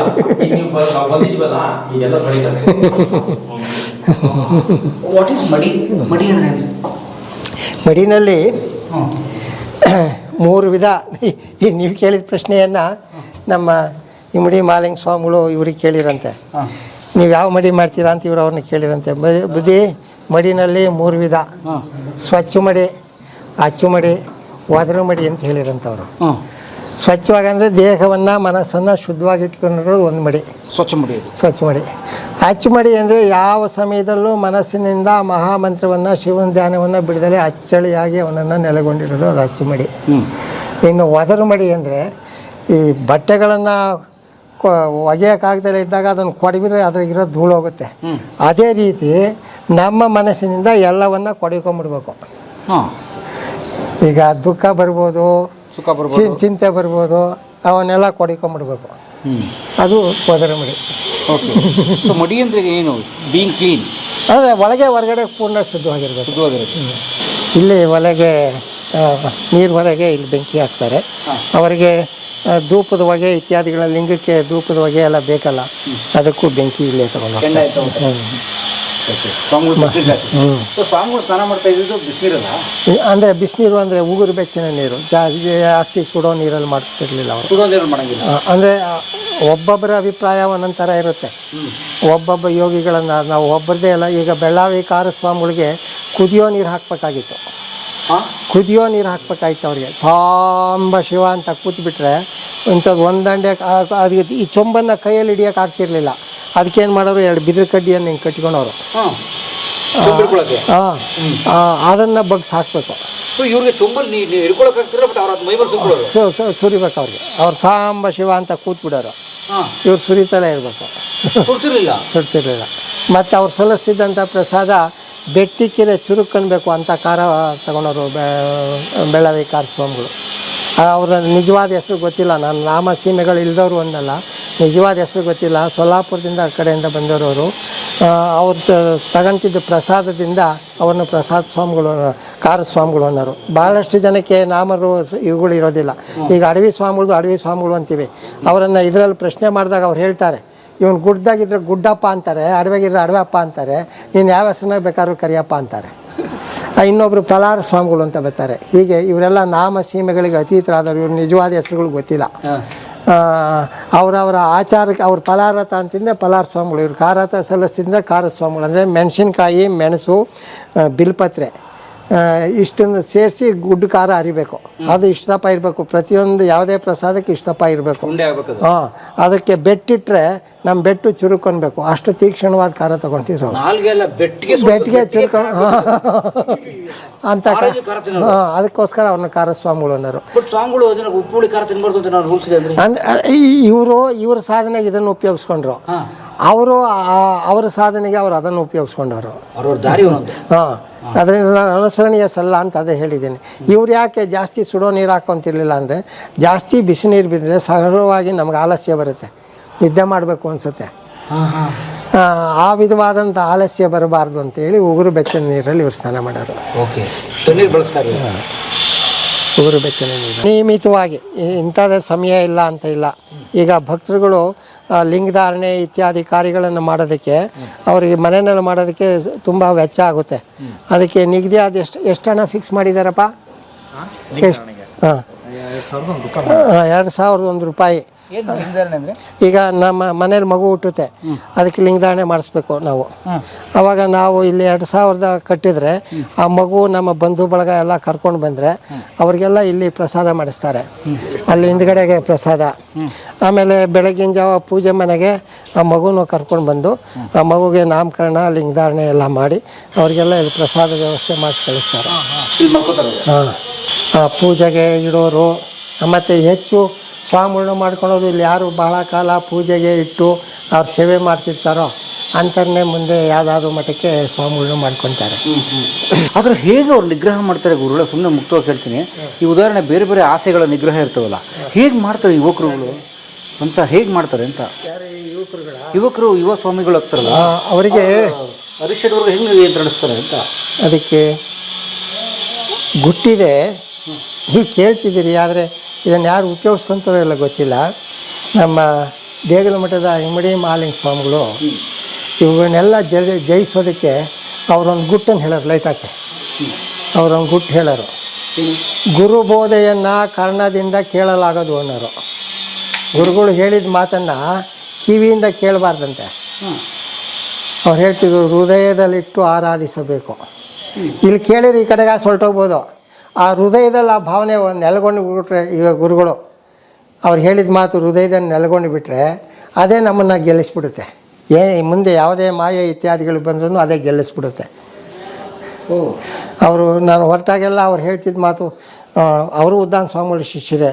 ಅವರು ಯಾವಾಗಲೂ ಹೆಣ್ಮಕ್ಳಿಗೆ ತವ್ರ ಮನೆಯಿಂದ ಹೊರಟ್ರೆ ನೀವು ಮಡ್ಲು ದುಮ್ ಕಳಿಸ್ತೀರಲ್ಲ, ಹಂಗೆ ಅವ್ರು ಹೇಳ್ತಿದ್ದ ಮಾತು, ನೋಡ್ರಪ್ಪ, ಶಿವನನ್ನು ಮರಿಬೇಡಿ. ಶಿವನು ಪಕ್ಷಪಾತಿಯಲ್ಲ. ಅವನು ಪ್ರತಿಯೊಬ್ಬರನ್ನು ಪ್ರತಿಯೊಂದು ಕ್ಷಣದಲ್ಲೂ, ಪ್ರತಿಯೊಂದು ಸನ್ನಿವೇಶದಲ್ಲೂ, ಪ್ರತಿಯೊಂದು ಅವಕಾಶದಲ್ಲೂ ಪರೀಕ್ಷೆ ಮಾಡ್ತಿರ್ತಾನೆ. ಅದರಿಂದ ಶಿವನ ಪರೀಕ್ಷೆ ಅಂತ ನೀವು ತಗೊಳ್ಳಿ. ನಿಮ್ಮ ಜೀವನಕ್ಕೆ ಅದೇ ನಿಜವಾದ ಸಂಪತ್ತು ಅಂತ ಹೇಳೋದು. ಹಾಗೆ ಆ ಗುರುಗಳು ಹೇಳಿದ ಮಾತನ್ನು ನಾವು ಹೃದಯದಲ್ಲಿ ಇಟ್ಕೊಂಡ್ರೆ ಅದೇ ನಮ್ಮನ್ನು ಎಲ್ಲ ಸಮಯದಲ್ಲೂ ಗೆಲ್ಲಿಸುತ್ತೆ. ಆದರೆ ಗುರುಗಳೇ, ಈ ಉದಾಹರಣೆಗೆ ಈ ಕಾಮ ಇತ್ಯಾದಿ ಎಲ್ಲ ಅದೇನಂತರ ವಯೋಸಹಜ, ಪ್ರಕೃತಿ ಸಹಜ ಅಂತಾರೆ. ಅವುಗಳನ್ನ ಅಂತ ಹೇಳಿದ್ನಲ್ಲ ನಾನು, ಮೊದಲನೇದು ಆಹಾರ. ಯಾವತ್ತು ನಮ್ಮ ಮನಸ್ಸು ವಿಕಾರ ಆಗ್ತೈತೆ ಅಂದರೆ, ದೇಹ ಶ್ರಮ ಆಗದಲೇ ಇದ್ದಾಗ, ಮನಸ್ಸನ್ನು ಬಿಡುವಾಗಿ ಬಿಟ್ಟಾಗ, ಮನಸ್ಸಿಗೆ ಏನೂ ಕೆಲಸ ಕೊಡ್ದಲೇ ಬಿಡುವಾಗಿ ಬಿಟ್ಟಾಗ ಅದು ಆ ವಿಧವಾದ ಆಲೋಚನೆಗಳು ಬರ್ತವೆ. ಅದರಿಂದ ಸ್ವಾಮಿಗಳಿಗೆ ಕಟ್ಟುನಿಟ್ಟಾಗಿ ಇರ್ತಕ್ಕಂಥ ಪಥ್ಯ ಏನಪ್ಪ ಅಂದರೆ, ಅವರು ಹಗಲು ನಿದ್ರೆ ಮಾಡಬಾರ್ದು, ಸೋಮಾರ್ತನವನ್ನು ಮಾಡಬಾರ್ದು. ಸೊ ಮಧ್ಯಾಹ್ನ ಊಟ ಮಾಡಿ 1 ಅವರ್ ಮಲಗಬಾರ್ದು. ಆಮೇಲೆ ಸ್ತ್ರೀ ಸಂಬಂಧವಾದಂಥ ಸಾಹಿತ್ಯವನ್ನು ಓದಬಾರ್ದು. ಆ ಸಂಬಂಧವಾದಂಥ ಮಾತುಗಳನ್ನು ಕೇಳಬಾರ್ದು. ಅವರ ಸಮಕ್ಷಮ ಇವರು ಪ್ರಸಾದವನ್ನು ಸ್ವೀಕರಿಸಬಾರ್ದು. ಹೆಣ್ಮಕ್ಳ ಸಮಕ್ಷಮ. ಯಾಕೆಂದರೆ ಅವ್ರನ್ನ ಪ್ರತಿಯೊಂದು ವಸ್ತುವಿನಲ್ಲೂ ಅವ್ರನ್ನ ನೋಡಿಕೊಂಡು ನಾವು ಊಟ ಮಾಡಿದ್ರೆ ಅದೆಲ್ಲ ಒಂದಲ್ಲ ಒಂದು ವಿಧದಲ್ಲಿ ನಮ್ಮ ಮನಸ್ಸಿನ ಮೇಲೆ ಪರಿಣಾಮ ಬೀರುತ್ತೆ. ನಿಮಗೆ ಸ್ಪಷ್ಟವಾದ ಉದಾಹರಣೆ ಕೊಡಬೇಕು ಅಂದರೆ, ಹಾಲು ಅನ್ನ ತುಂಬ ರುಚಿಯಾಗಿರುತ್ತಾನೆ. ಹೌದು ತಾನೆ? ನೀವೆಲ್ಲ ಹೊರಗಡೆಯಿಂದ ಕಾಯ್ಕ ಮಾಡಿ ಬಂದುಬಿಡ್ತಾನೆ ನನ್ನಂತ ಒಂದು ತೋಟದಿಂದ, ಅಲ್ಲಿ ಸಗಣಿ ಬಿದ್ದಿರುತ್ತೆ, ಬಳ್ದಾಕಿ ಬಂದಿರ್ತಾನೆ. ಮನೆಗೆ ಬಂದು ಹೊಟ್ಟೆ ಸಿತು ಊಟಕ್ಕೆ ಇಕ್ಕೊಡುವಂತಾಗ ತಾಯಿ ಹಾಲು ಅನ್ನನೇ ಇಕ್ಕೊಡ್ತಾಳೆ ಅಂತ ಇಟ್ಕೊಳ್ಳಿ. ನೀವೇನಾದ್ರು ಕೈ ತೊಳೆದಲೆ, ಸಗಣಿ ಎತ್ತು ಹಾಕಿದ ಕೈ ತೊಳೆದಲೆ ಊಟ ಮಾಡಿದರೆ ಸಗಣಿ ವಾಸನೆ ಬರುತ್ತೋ, ಹಾಲು ಅನ್ನೋದು ವಾಸನೆ ಬರುತ್ತೋ? ಸಗಣಿ ವಾಸನೆ ಬರುತ್ತೆ. ಆದ್ದರಿಂದ ಈ ವಾಸನೆಗಳು ರೂಪದ ಮೂಲಕ ಅಂಟಿಕೊಳ್ಳುತ್ತವೆ. ಶಬ್ದದ ಮೂಲಕ ನಮ್ಗೆ ಅಂಟ್ಕೊಂತವೆ, ಪ್ರಸಾದದ ಮೂಲಕ ನಮ್ಗೆ ಅಂಟ್ಕೊಂತವೆ. ಇವುಗಳಿಂದ ದೂರ ಇರಬೇಕು. ದೂರ ಇರಬೇಕು. ಸಿದ್ಧಗಂಗೆಯ ಶಿವಕುಮಾರರ 106 ವರ್ಷದ ಬಿಲ್ಡಿಂಗ್ ಇದು. ಉದ್ದಾನ ಶಿವಯೋಗಿಗಳು ಕಟ್ಟಿದಂಥ ಒಂದು ಕಟ್ಟಡ ಇದು.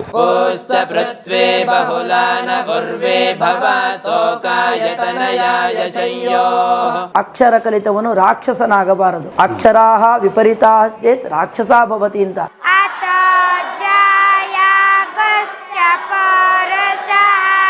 ಜಾತಿ ಮತ ವರ್ಗಗಳ ಭೇದಗಳಿಲ್ಲದೆ ವೇದ ಮತ್ತು ಸಂಸ್ಕೃತಗಳನ್ನು ಎಲ್ಲರಿಗೂ ಕೂಡ ಕಂಪಲ್ಸರಿ ಮಾಡಿದ್ದಾರೆ. ಸೋಯಂವೋ ವಿದಧಾತು ವಾಂಛಿತ ಫಲಂ ತ್ರೈಲೋಕ್ಯನಾಥೋ ವಿಭು.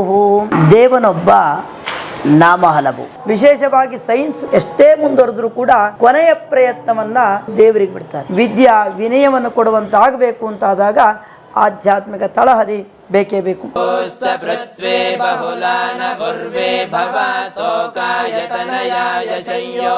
ಸ್ನೇಹಿತರೆ, ಸಿದ್ಧಗಂಗಾ ಮಠದ ಟೂರ್ ನೋಡ್ತಾ ಇರೋ ನಿಮಗೆ ಮತ್ತೆ ಸ್ವಾಗತ ಕೋರ್ತಾ, ಇಲ್ಲಿ ಶಿಕ್ಷಣ ವ್ಯವಸ್ಥೆ, ಅದರಲ್ಲೂ ಸಂಸ್ಕೃತ ಪಾಠಶಾಲೆ ಹೇಗೆ ನಡೆಯುತ್ತೆ, ಯಾವುದೇ ಭೇದ ಭಾವ ಇಲ್ಲದೆ ಸಂಸ್ಕೃತ ಕಲಿಸ್ತಿರೋದು ಹೇಗೆ ಅನ್ನೋದು ನೋಡೋಣ. ಈ ಸಂಸ್ಕೃತ ಪಾಠಶಾಲೆ ಈ ವಿಡಿಯೋಗೆ ನಿಮಗೆ ಸ್ವಾಗತ. ಬನ್ನಿ ಸರ್, ಇದು ನಮ್ಮ ಪರಮ ಪೂಜ್ಯ ಉದ್ದಾನ ಶಿವಯೋಗಿಗಳು, ಪರಮ ಪೂಜ್ಯ ಶಿವಕುಮಾರ ಶಿವಯೋಗಿಗಳ ಗುರುಗಳು ಕಟ್ಟಿರ್ತಕ್ಕಂಥ ಆಗಿನ ಸಂಸ್ಕೃತ ಪಾಠಶಾಲೆ 1917ನೇ ಇಸ್ವಿನಲ್ಲಿ ಕಟ್ಟಿರ್ತಕ್ಕಂಥದ್ದು. ಸರ್, 106 ವರ್ಷ ಆಯಿತು. 106 ವರ್ಷದ ಬಿಲ್ಡಿಂಗ್ ಇದು. ನೋಡಿ, ಇವತ್ತು ಕಟ್ಟಿದ ಬಿಲ್ಡಿಂಗ್ ಆಗಿದೆ ಸರ್. ಬಿಲ್ಡಿಂಗ್ 106 ವರ್ಷದ್ದು? ಹೌದು, 106 ವರ್ಷದ ಬಿಲ್ಡಿಂಗ್ ಇದು. ಉದ್ದಾನ ಶಿವಯೋಗಿಗಳು ಕಟ್ಟಿದಂಥ ಒಂದು ಕಟ್ಟಡ ಇದು, ಸಂಸ್ಕೃತ ಪಾಠಶಾಲೆ. ಅಲ್ಲ, ಈಗ ಒಟ್ಟು ಮಠದ ಅಂಡರ್ ಎಷ್ಟು ಸ್ಕೂಲ್ಗಳಿದ್ದಾವೆ ಸರ್? ಈಗ ನಮ್ಮವು ಟೋಟಲಿ 160 ಬರ್ತದೆ totally. Medical college, engineering college, middle school, Sanskrit ಪಾಠಶಾಲೆ, engineering college, nursing college, pharmacy college ಎಲ್ಲ ಟೋಟಲಿ 160 ಸಂಸ್ಥೆಗಳು. 160 ಸಂಸ್ಥೆ ಬರ್ತದೆ. ಈಗ 1ನೇ ತರಗತಿಯಿಂದ ಇಂಜಿನಿಯರಿಂಗ್ ಮೆಡಿಕಲ್ ಎಲ್ಲ ಇದೆಯಲ್ಲ, ಹೈಸ್ಕೂಲೇ 61ನೇ ಸ್ಕೂಲ್ ಬರ್ತದೆ ಈಗ ನಮ್ಮದು. ಓಂ ಸಹಸ್ರ ಶ್ರೀರ್ಷ ಪುರುಷ ಸಹಸ್ರಾಕ್ಷ ಸಹಸ್ರಪಾದ ಸಭಮಿಂ ವಿಶ್ವತರತ್ವಾ ಅತ್ಯತ್ರಿಷ್ಟ ದಶಾಂಗುಲಂ ಪರಶಯೇವೇದಗಂ ಸರ್ವಂ ಯದ್ಭೂತಂ ಯಚ್ಚ ಭವ್ಯಂ ಉತ್ತಾಮೃತತ್ವಶೇಷಾನಃ ಯದನ್ನೇನ ತಿರೋಹತೆ ಏತಾವಾನಸ್ಯ ಮಹಿಮಾ. ಸುರೇಶ KS. ನಾವು 12 ವರ್ಷದಿಂದ ಸಂಸ್ಕೃತ ಶಿಕ್ಷಕರಾಗಿದ್ದು. ಬೆಳಿಗ್ಗೆ 6:45ಕ್ಕೆ ಇಲ್ಲಿಗೆ ಸಂಸ್ಕೃತ ಶಾಲೆಗೆ ಬರ್ತಾರೆ. ಇಲ್ಲಿ ಸಂಸ್ಕೃತನ 10,000 ವಿದ್ಯಾರ್ಥಿಗಳು ಸಹ ಎಲ್ಲ ವಿದ್ಯಾರ್ಥಿಗಳು ಸಂಸ್ಕೃತವನ್ನು ಕಲಿಬೇಕಾಗಿದೆ. ಸ್ವಾಮೀಜಿಯವರು ಅದನ್ನು ಅವಕಾಶ ಮಾಡಿಕೊಟ್ಟಿದ್ದಾರೆ. ಸಂಸ್ಕೃತದ ಜೊತೆಯಲ್ಲಿ ಇಲ್ಲಿ ವಿದ್ಯೆ ಮತ್ತು ಸಂಸ್ಕಾರವನ್ನು ತುಂಬ ಚೆನ್ನಾಗಿ ಎಲ್ಲ ಶ್ಲೋಕಗಳ ಮೂಲಕ ಅವರ ಜೀವನದಲ್ಲಿ ಏನೇನು ಅಳವಡಿಸ್ಕೊಳ್ಬೇಕೋ ಅದಕ್ಕೆಲ್ಲ ರೀತಿಯಲ್ಲಿ ಇಲ್ಲಿ ಶ್ಲೋಕಗಳನ್ನು ಹೇಳ್ಕೊಡ್ತಾರೆ.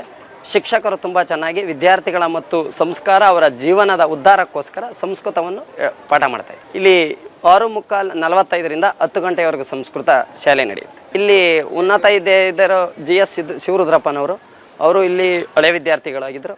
ಹೀಗೆ ನಮ್ಮಲ್ಲಿ ವಿದ್ವಾಂಸರಾದ ಇಲ್ಲೇ PN ಚಂದ್ರಶೇಖರಯ್ಯನವರು ಇದ್ದಾರೆ, DS ಚಂದ್ರಶೇಖರಯ್ಯನವರು ಒಳ್ಳೆ ವಿದ್ವಾಂಸರಾಗಿದ್ದಾರೆ ಹಿಂದೆ. ಆಮೇಲೆ ಕುಲಪತಿಗಳು ಮಲ್ಯಾಪುರ ವೆಂಕಟೇಶ್ ಅವರು ಇಲ್ಲೇ ವಿದ್ಯಾಭ್ಯಾಸ ಮಾಡಿ. ಶುಂಡಾಮಂಡಿತ ರತ್ನಪೂರ್ಣ ಕಲಶಂ ಸಿಂಹಾಸನಸ್ಥಂ ಪ್ರಭುಂ ಷಟ್ಕೋಣಾಂತ ಪದಂ ಹಿಮಾದ್ರಿತನಯಾ ಸೂನುಂ ಪ್ರಸನ್ನಾನನಂ ಲಕ್ಷ್ಮ್ಯಾಲಿಂಗಿತ ವಿಗ್ರಹಂ ತ್ರಿನಯನಂ ಭಕ್ತೇಷು ಕಲ್ಪದ್ರುಮಂ ಮಂತ್ರಾಧೀನತನುಂ ಮಹಾಗಣಪತಿಂ ವಂದೇ ಮಹೇಶಾರ್ಚಿತಂ. ಗುರುರ್ಬ್ರಹ್ಮ ಗುರುರ್ವಿಷ್ಣುರ್ ಗುರುರ್ದೇವೋ ಮಹೇಶ್ವರಃ ಗುರುಃ ಸಾಕ್ಷಾತ್ ಪರಬ್ರಹ್ಮ ತಸ್ಮೈ ಶ್ರೀ ಗುರವೇ ನಮಃ. ವಿಜ್ಞಾನ ಮತ್ತು ಆಧ್ಯಾತ್ಮ ಒಂದೇ ನಾಣ್ಯದ 2 ಮುಖಗಳು. ಜ್ಞಾನ ಅಂತಕ್ಕಂಥದ್ದು ವಿಶಿಷ್ಟವಾಗಿ ಬಂದಾಗ ಅದು ವಿಜ್ಞಾನವಾಗುತ್ತೆ. ಯಾವತ್ತೂ ಕೂಡ ಹಿಂದಿನ ಋಷಿ ಪರಂಪರೆಗಳು ತಾವು ಸ್ವತಃ ವಿಜ್ಞಾನಿಗಳಾಗಿ ತಮ್ಮನ್ನು ದೇಹವನ್ನೇ ಸ್ವತಃ ವೈಜ್ಞಾನಿಕ ಪ್ರಯೋಗಗಳಿಗೆ ಹಲವು ಮುಖಗಳಲ್ಲಿ ಅಳವಡಿಸಿಕೊಳ್ಳುವುದರ ಮುಖೇನ ವಿಜ್ಞಾನದ ಹಲವು ಸತ್ಯಗಳನ್ನು ಅವರು ಎಲ್ಲರಿಗೂ ತೋರ್ಪಡಿಸಿದರು. ಮಾನವ ಸೆಕೆಂಡಿಗೆ ಹಲವು ಜನನವಾಗ್ತಾ ಇದೆ, ಹಲವು ಶಿಶುಗಳು ಈ ಪ್ರಪಂಚದಲ್ಲಿ ಹುಟ್ಟುತ್ತಾ ಇದ್ದಾವೆ. ಅವೆಲ್ಲವರಿಗೂ ಕೂಡ ಒಂದೊಂದು ಉದ್ಯೋಗ ಅಂತಕ್ಕಂಥದ್ದು ಬೇಕೇ ಬೇಕು. ಈ ವೇದ ಸಂಸ್ಕೃತಗಳ ಅಧ್ಯಯನದಿಂದ ಏನಾಗುತ್ತೆ ಅಂದರೆ ನಮ್ಮ ಪಾರಂಪರಿಕವಾದಂತಹ ಶಿಕ್ಷಣದ ಕ್ರಮ ಅಂತಕ್ಕಂಥದ್ದು ಉಳಿಯುತ್ತೆ. ಹಾಗೂ ಕೂಡ ವಿಶೇಷವಾಗಿ ಸೈನ್ಸ್ ಎಷ್ಟೇ ಮುಂದುವರೆದ್ರೂ ಕೂಡ ಕೊನೆಯ ಪ್ರಯತ್ನವನ್ನು ದೇವರಿಗೆ ಬಿಡ್ತಾರೆ. ಕೊನೆಯದೊಂದು ಶಕ್ತಿ ನನಗೆ ಗೊತ್ತಿಲ್ಲದಂಥ ಒಂದಿದೆ, ಏನೋ ಒಂದಿದೆ, ಅದು ಏನು ಅಂತ, ಅದು ಅಣುವಾಗಿರ್ಬೋದು, ತ್ರಸರೇಣು ಆಗಿರ್ಬೋದು, ಪರಮಾಣು ಆಗಿರ್ಬೋದು, ಪರಮಾತ್ಮನೇ ಆಗಿರ್ಬೋದು, ಯಾವುದೋ ಒಂದು ಶಕ್ತಿ ಇದೆ ನನಗೆ ಗೊತ್ತಿಲ್ಲದ್ದು ನನ್ನನ್ನು ಬಿಟ್ಟು ಒಂದು ಕೆಲಸ ಮಾಡುತ್ತಲ್ಲ, ಅದನ್ನು ದೇವ ಅಂತ ಕರೆದು ದೀಪ್ಯಮಾನೆ ಅಂತ ಹೇಳ್ತಾರೆ. ಬೆಳಕನ್ನು ತೋರಿಸ್ತಕ್ಕಂಥದ್ದು, ನಮಗೆ ಗೊತ್ತಿಲ್ಲದ ವಿಷಯದಲ್ಲಿ ಬೆಳಕನ್ನು ತೋರಿಸುತ್ತಲ್ಲ ಅದು ದೇವ ಅಂತ. ಸೈನ್ಸ್ ಅಂತಕ್ಕಂಥದ್ದು ಹೊರ ಜಗತ್ತಿನ ಬೆಳಕನ್ನು ತೋರಿಸಿದರೆ ಅಧ್ಯಾತ್ಮ ಅಂತಕ್ಕಂಥದ್ದು ಒಳಗಿನ ಜಗತ್ತನ್ನು ತೋರಿಸ್ಪಡುತ್ತೆ. ಮನುಷ್ಯನಿಗೆ ಹೊರ ಜಗತ್ತಿನಲ್ಲಿ ಎಷ್ಟೇ ಹೋದರೂ ಕೂಡ ತೃಪ್ತಿ ಅನ್ನೋದು ಇರಲ್ಲ, ಒಳಗೋದಾಗ ತೃಪ್ತಿ ಆಗಲಿಕ್ಕೆ ಸಾಧ್ಯ. ಹಾಗಾಗಿ ಎರಡೂ ಕಡೆ ಸಾಧನೆ ಮಾಡು ಅಂತ ಹೇಳಿದರು. ಹಾಗಾಗಿ ಅತ್ಯಂತ ಅವಶ್ಯಕವಾದದ್ದು ವೇದ ಸಂಸ್ಕೃತ ವಿಜ್ಞಾನಕ್ಕೆ, ಅದರ ತಳಹದಿಗೆ ಅತ್ಯಂತ ಅವಶ್ಯಕವಾದದ್ದು. ಯಾಕೆ ಅಂದರೆ ಮನುಷ್ಯ ಅಕ್ಷರ ಕಲಿತವನು ರಾಕ್ಷಸನಾಗಬಾರದು. ಅಕ್ಷರಾಹ ವಿಪರೀತಾ ಚೇತ್ ರಾಕ್ಷಸ ಭವತಿ ಅಂತ.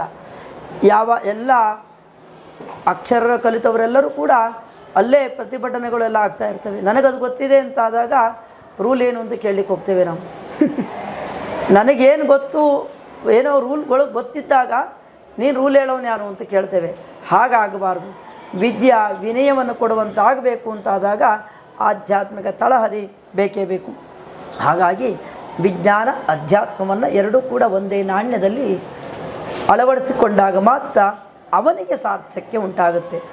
ಬೇರೆಯವರಿಗೆ ತುಂಬ ಕೆಲಸ ಮಾಡ್ಬೋದು ವಿಜ್ಞಾನವಾಗಿ, ತನಗೇನು ತಾನು ಮಾಡ್ದ ಅನ್ನೋದಕ್ಕೆ ಆಧ್ಯಾತ್ಮವೇ ಬೇಕು, ವಿಜ್ಞಾನ ಸಾಧ್ಯವಿಲ್ಲ.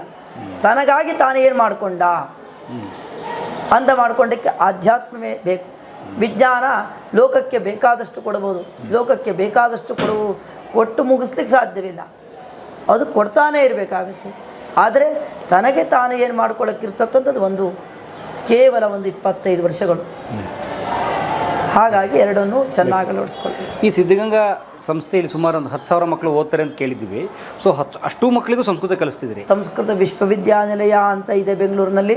ಹಾಗೆ ಕಾಲಕ್ಕೆ ಮಾಸಿಕ ಪರೀಕ್ಷೆಗಳು, ತಿಂಗಳ ಟೆಸ್ಟ್ಗಳು, ಅರ್ಧವಾರ್ಷಿಕ ಪರೀಕ್ಷೆಗಳು, ಹಾಗೆ ವಾರ್ಷಿಕವಾಗಿ ನಡೀತಕ್ಕಂಥ ಎಕ್ಸಾಮ್ಸು, ಅದಕ್ಕೆ ಸರ್ಟಿಫಿಕೇಟ್ಸು ಎಲ್ಲವೂ, ಮಾಸ್ ಕಾರ್ಡು ಎಲ್ಲವೂ ಕೂಡ ಅಧಿಕೃತವಾಗಿ ರಾಜ್ಯ ಸರ್ಕಾರದಿಂದ ಅನುಮೋದನೆ ಕೊಡಲ್ಪಟ್ಟು ನಡೆಯುತ್ತೆ. ಸ್ಕಾಲರ್ಶಿಪ್ಗಳು ತುಂಬ ವಿದ್ಯಾರ್ಥಿಗಳಿಗೆ, ವೇದ ಸಂಸ್ಕೃತ ಓದುವವರಿಗೆ ಬರುತ್ತೆ. ಅದೇ ರೀತಿಯಲ್ಲಿ ಎಲ್ಲವೂ ಕೂಡ ಅತ್ಯಂತ ಚೆನ್ನಾಗಿ, ಯಾವುದೇ ರೀತಿಯಾಗಿರ್ತಕ್ಕಂತಹ ಲೋಪವಿಲ್ಲದೆ ಚೆನ್ನಾಗಿ ನಡೆಯುತ್ತೆ. ಅದರಿಂದ ಮನುಷ್ಯ ಏನಾಗ್ತಾನೆ ಅಂದರೆ ಒಂದಿಷ್ಟು ಶ್ಲೋಕಗಳನ್ನು, ಒಂದಿಷ್ಟು ಭಾಷೆಯ ಹಿಡಿತವನ್ನು, ಎಲ್ಲ ಭಾಷೆಯಲ್ಲಿ ಪ್ರಭುತ್ವವನ್ನು ಪಡೆದುಕೊಳ್ಳಿಕ್ಕೆ ಅವನು ಮುಂದೆ ಯಾವ ಮಾರ್ಗದಲ್ಲಿ ಬೇಕಾದ್ರೂ ಹೋಗಲಿ, ಪ್ರಾರಂಭದಲ್ಲಿ ಒಂದಿಷ್ಟು ಭಾಷೆಗಳ ಹಿಂದಿ, ಇಂಗ್ಲೀಷ್, ಸಂಸ್ಕೃತಗಳ ಮೇಲೆ ಹಿಡಿತ ಬಂದರೆ ಅದನ್ನೆಲ್ಲ ಪಡ್ಕೊಳ್ಳೋಕ್ಕೆ ಸಾಧ್ಯವಿದೆ. ಆ ನಿಟ್ಟಿನಲ್ಲಿ ಈ ಪ್ರಯೋಗ ತುಂಬ ಫಲವನ್ನು ಕೊಟ್ಟಿದೆ. ಜಾತಿ ಮತ ವರ್ಗಗಳ ಭೇದಗಳಿಲ್ಲದೆ ವೇದ ಮತ್ತು ಸಂಸ್ಕೃತಗಳನ್ನು ಎಲ್ಲರಿಗೂ ಕೂಡ ಕಂಪಲ್ಸರಿ ಮಾಡಿದ್ದಾರೆ, ಕಂಪಲ್ಸರಿ ಓದಬೇಕು ಅಂತ ಮಾಡಿದ್ದಾರೆ. ಹೀಗೆ ಮಾಡಿದ್ದರಿಂದ ವಿದ್ಯಾರ್ಥಿಗಳ ಆ ಉಚ್ಚಾರಣ ಶೈಲಿಯಾಗಲಿ ಅಥವಾ ಅಧ್ಯಯನದಲ್ಲಿ ಏಕಾಗ್ರತೆ ಇರಲಿ, ಅದು ಹೆಚ್ಚಿನದಾಗಿ ಎಲ್ಲ ವಿದ್ಯಾರ್ಥಿಗಳಿಗೂ ಲಾಭವಾಗಿದೆ. ಅಂದರೆ ಉದಾಹರಣೆಗೆ ಈಗ ವೇದ ಸಂಸ್ಕೃತ ಮಂತ್ರ ಕಲಿತವರು ಈ ಪೂಜೆ ಇತ್ಯಾದಿ ಕಲಿತಾರ ಅಥವಾ ಅದಕ್ಕೆ ಬರೀ ತಮ್ಮ ಭಾಷಾ ಶುದ್ಧತೆಗೆ ಮಾತ್ರ ಕಲಿತಿದ್ದಾರೆ, ಹೇಗೆ ಅದು? ಹಾಗೇನಿಲ್ಲ, ಪೂಜೆಗೂ ಬಳಸ್ಕೊಳ್ತಾರೆ ಮತ್ತು ತಮ್ಮ ಜೀವನಕ್ಕೂ ಕೂಡ ಬಳಸ್ಕೊಳ್ತಾರೆ. ಎರಡು ವಿಧ ನಾವು ಪ್ರಾರ್ಥನೆಗಳನ್ನು, ಶ್ಲೋಕಗಳನ್ನು, ಮಂತ್ರಗಳನ್ನು ಕಲಿಯುವುದು ಎರಡು ವಿಧ. ಒಂದು ಜೀವನದ ನಿರ್ವಹಣೆಗಾಗಿ, ಧನ ಮಾರ್ಗಕ್ಕಾಗಿ ಧನಾರ್ಜನೆಗಾಗಿ ಧನ ಸಂಪತ್ತನ್ನು ಪಡೆದುಕೊಳ್ಳಿಕ್ಕೆ ಒಂದಿಷ್ಟು ಬಳಸ್ಕೊಳ್ಳೋದು. ಅದನ್ನು ಹೊರತುಪಡಿಸಿ ದಿನದ ಸ್ವಲ್ಪ ಭಾಗವನ್ನು, ಅಲ್ಪ ಭಾಗವನ್ನು ನಾವು ವೈಯಕ್ತಿಕ ಪೂಜೆ ಮಾಡ್ತೇವಲ್ಲ, ನಾವು ಒಂದಿಷ್ಟು ಪ್ರೇಯರ್ ಮಾಡ್ತೇವಲ್ಲ, ಅದಕ್ಕೆ ಬೇಕಾಗುತ್ತೆ. ಅದಕ್ಕೆ ಬೇಕಾಗಿರ್ತಕ್ಕಂಥದ್ದು ಬೇಸ್ಮೆಂಟ್, ಫೌಂಡೇಶನ್ನ, ಇದು ಎಲ್ಲರಿಗೂ ಕೂಡ ಇಲ್ಲಿ ಆಗತ್ತೆ. ಅವನು ಪ್ರತಿಯೊಬ್ಬನು ಅವನಿಗೆ ಅವನ ಸಂಸಾರ ನಿರ್ವಹಣೆಗಾಗಲಿ ಅಥವಾ ಅವನ ಜೀವನದಲ್ಲಿ ಬರ್ತಕ್ಕಂತಹ ಸುಖ ದುಃಖಗಳ ಒಂದು ತೊಳಲಾಟಕ್ಕೆ ಪರಿಹಾರ ಕಂಡುಕೊಳ್ಳಿಕ್ಕೆ ಒಂದು ದೇವರನ್ನು ಆಶ್ರಯಿಸಲಿಕ್ಕೆ ಬೇಕಾಗಿರ್ತಕ್ಕಂತಹ ಸ್ತೋತ್ರಗಳು, ವಚನಗಳು, ಭಜನೆಗಳು, ಮಂತ್ರಗಳು, ಪೂಜೆ ಪುರಸ್ಕಾರಗಳು, ಅದೆಲ್ಲದಕ್ಕೊಂದು ಬೇಸ್ಮೆಂಟ್ ಅಂತಕ್ಕಂಥದ್ದು ಇಲ್ಲಿ 6ನೇ ತರಗತಿಯಿಂದ 10ನೇ ತರಗತಿ ಒಳಗೆ ಎಲ್ಲ ಮಕ್ಕಳಿಗೂ ಭೇದ ಭಾವವಿಲ್ಲದೆ ನಡೆಯುತ್ತೆ. ಇವ್ರಿಗೆ ಡ್ರೆಸ್ ಕೋಡ್ ಇದೆ ಈ ಥರ. ಹೌದು.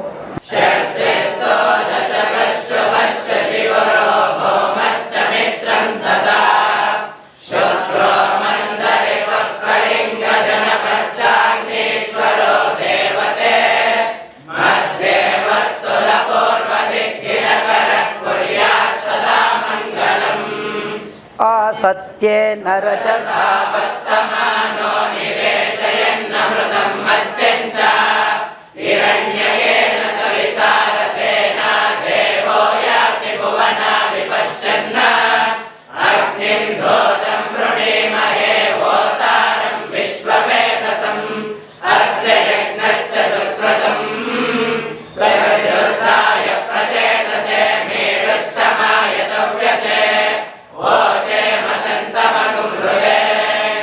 ಅಧಿದೇವತಾ ಪ್ರತ್ಯಧಿದೇವತಾ ರುದ್ರಸಹಿತಾಯ ಸ್ವಾದಿತ್ಯಗ್ರಹಾಯ ನಮಃ ಆಪ್ಯಾಯಸ್ವ ಸಮೇತುತೆ ವಿಶ್ವತಃ ಸೋಮವೃಷ್ಟಿಯಂ ಭವಾವಾಚಸ್ಯ ಸಂಗತೆ ಅತ್ಸು ಮೇ ಸೋಮೋ ಅಬ್ರವೀದಂತರ್ವಿಶ್ವಾನಿ ವೇಷಜ ಅಗ್ನಿಂಚ ವಿಶ್ವಶಂಭುವಮಾಪಶ್ಚ ವಿಶ್ವವೇಷಜೆ ಗೌರಿ ವಿಮಾಯ ಸಲಿಲಾನಿ ದಕ್ಷತೆ ಏಕಪದೇ ದ್ವಿಪದೇ ಸಾ ಚತುಷ್ಪದೇ ಅಷ್ಟಾಪದೇ ನವಪದೇ ಬಭೂಷೇ ಸಹಸ್ರಾಕ್ಷರಾ ಪರಮೇಭ್ಯೋ ಮನ್ನ ಅಧಿದೇವತಾ ಪ್ರತ್ಯಧಿದೇವತಾ ಗೌರಿ ಸಹಿತಾಯ ಸೋಮಗ್ರಹಾಯ ನಮಃ ಚಂದ್ರ ಕರ್ಕಟಕ ಪ್ರಭುಸ್ಥಿತ ನಿವಶ್ಚಾತ್ರೇಯ ಗೋತ್ರೋದ್ಭವಃ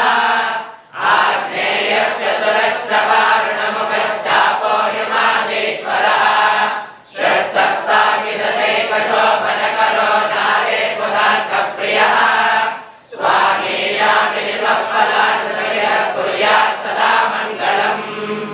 ಎಲ್ಲ ವಿದ್ಯಾರ್ಥಿಗಳು ಒಂದೊಂದು ತರಗತಿಯಲ್ಲಿ ಓದ್ತಾರೆ. ಇಲ್ಲಿ ಅಂದರೆ ವಿದ್ಯಾಲಯದಲ್ಲಿ ಅವಕಾಶ, ಅಂತಹ ಅವಕಾಶಗಳಲ್ಲಿ ಇಲ್ಲಿ ಸಂಸ್ಕೃತ ಪಾಠಶಾಲೆಗಳು 2 ಪಾಠಶಾಲೆಗಳು ಅಂದರೆ ಜನರಲ್ ಎಜುಕೇಷನ್ನಲ್ಲಿ ಅಪ್ ಟು PU ವರೆಗೆ 6ನೇ ಕ್ಲಾಸಿಂದ PU ವರೆಗೆ ಯಾವ ರೀತಿಯ ಒಂದು ಜನರಲ್ ಎಜುಕೇಷನ್ ಇರುತ್ತೋ ತತ್ಸಮಾನವಾಗಿ ಇಲ್ಲಿ ವೇದಗಳನ್ನು, ಸಂಸ್ಕೃತಗಳನ್ನು ಓದ್ತಾರೆ. ಇವರು BA ತರಗತಿಯಲ್ಲಿ ಓದುತ್ತಿರುವ ವಿದ್ಯಾರ್ಥಿಗಳಾಗಿದ್ದಾರೆ.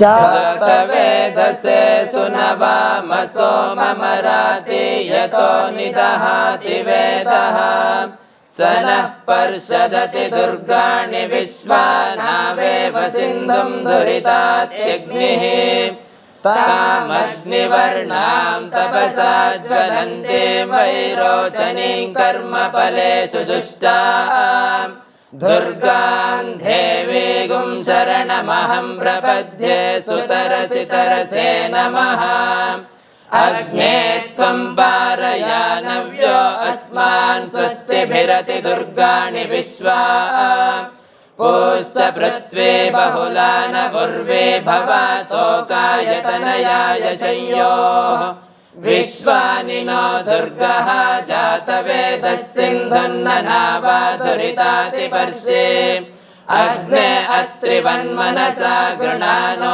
ಅಸ್ಮಾಕಂ ಭೋಜ್ಯಪಿತಾ ತನೂನಾಂ ಪೃತನಾಜಿತಗುಂ ಸಹಮಾನಮುಗ್ರಮಗ್ನಿಗುಂ ಹುವೇಮ ಪರಮಾಸದಸ್ತಾತ सनः पर्षदति दुर्गाणि विश्वाक्षामध्येवो अतिदुरितात्यग्निः प्रत्नोषि कमीड्यो अध्वरेषु सनाश्च होता नव्यश्च सत्से स्वाञ्चाग्ने तनुवं विप्रयस्वास्मभ्यं च सौभगमायजस्व गोभिर्जुष्टमयुजो निषिक्तं तवेन्द्रविष्णोरनुसञ्चरेम नाकस्य पृष्ठमभि संवसानो वैष्णवीं लोकैहमादयन्ताम् ॐ कात्यायनाय विद्महे कन्याकुमारि धीमहि तन्नो दुर्गिः प्रचोदयात् ॐ शान्ति शान्ति शान्तिः यं शैवासमुपासते शिव इति ब्रह्मेति वेदान्तिनः बौद्धा बुद्ध इति प्रमाणपटवः कर्तेति नैयायिकाः अर्हन्नित्यथ जैनशासनरताः कर्मेति मीमांसकाः सोऽयं वो विदधातु वाञ्छितफलं ತ್ರೈಲೋಕ್ಯನಾಥೋ ವಿಭುಃ. ದೇವನೊಬ್ಬ ನಾಮ ಹಲವು. ಏಕೋ ದೇವಃ ಕೇಶವೋ ವಾ ಶಿವೋ ವಾ. ಒಬ್ಬನೇ ದೇವನು ಕೇಶವ ಅಂತ ಕೆಲವರು ಕರೀತಾರೆ, ಕೆಲವರು ಶಿವ ಎಂಬುದಾಗಿ ಕರೀತಾರೆ. ಈ ಒಂದು ಪ್ರಾರ್ಥನಾ ಶ್ಲೋಕದಲ್ಲಿ ಏನು ಹೇಳುತ್ತೆ ಅಂದರೆ, ಯಂ ಶೈವಾಸಮುಪಾಸತೆ ಶಿವ ಇತಿ. ಶೈವನ ಅನುಯಾಯಿಗಳು, ಶಿವನ ಸಂಬಂಧದಲ್ಲಿ ಆರಾಧನೆ ಮಾಡುವಂಥವರು ಅಥವಾ ಶಿವನನ್ನು ಗಾಢಾಗಿ ಯಾರು ನಂಬ್ತಾರೋ, ಶಿವನೇ ಪರಮದೈವ, ಅವನಿಂದಲೇ ಎಲ್ಲ ಸರಿ ಅಂತ ಯಾರು ನಂಬುತ್ತಾರೋ ಅವನು ಶಿವ ಶಿವ ಶಿವ ಎಂಬುದಾಗಿ ಹೇಳ್ತಾರೆ. ಯಂ ಶೈವಾಹ ಶಿವ ಇತಿ. ಯಾರು ಶಿವ ಶಿವ ಎಂದು ಹೇಳುತ್ತಾರೋ ಅವರನ್ನು ಶೈವರು ಎಂಬುದಾಗಿ ಹೇಳಿದೆ ಜಗತ್ತು. ಯಂ ಶೈವಾಸಮುಪಾಸತೆ ಶಿವ ಇತಿ. ಶೈವಾಹ ಇತಿ ಉಪಾಸತೆ. ಶೈವರು ಶಿವ ಇತಿ ಉಪಾಸತೆ, ಶಿವ ಎಂಬುದಾಗಿ ಉಪಾಸನೆಯನ್ನು ಮಾಡುತ್ತಾರೆ. ಅವರನ್ನು ಶೈವಾಹ ಇತಿ ಬೋಧ್ಯತೆ. ಆಯಿತಾ? ಯಂ ಶೈವಾಸಮುಪಾಸತೆ ಶಿವ ಇತಿ ಬ್ರಹ್ಮೇತಿ ವೇದಾಂತಿನಃ. ಅದೇ ಪರಮಾತ್ಮ ತತ್ವವನ್ನು, ಅದೇ ಪರಮಾತ್ಮನನ್ನು ವೇದಾಂತಿಗಳು ಬ್ರಹ್ಮ, ಪರಬ್ರಹ್ಮ ಎಂಬುದಾಗಿ ಕರೆದು. ಪರಬ್ರಹ್ಮನೂ ಒಂದೇ, ಶಿವನು ಒಂದೇ.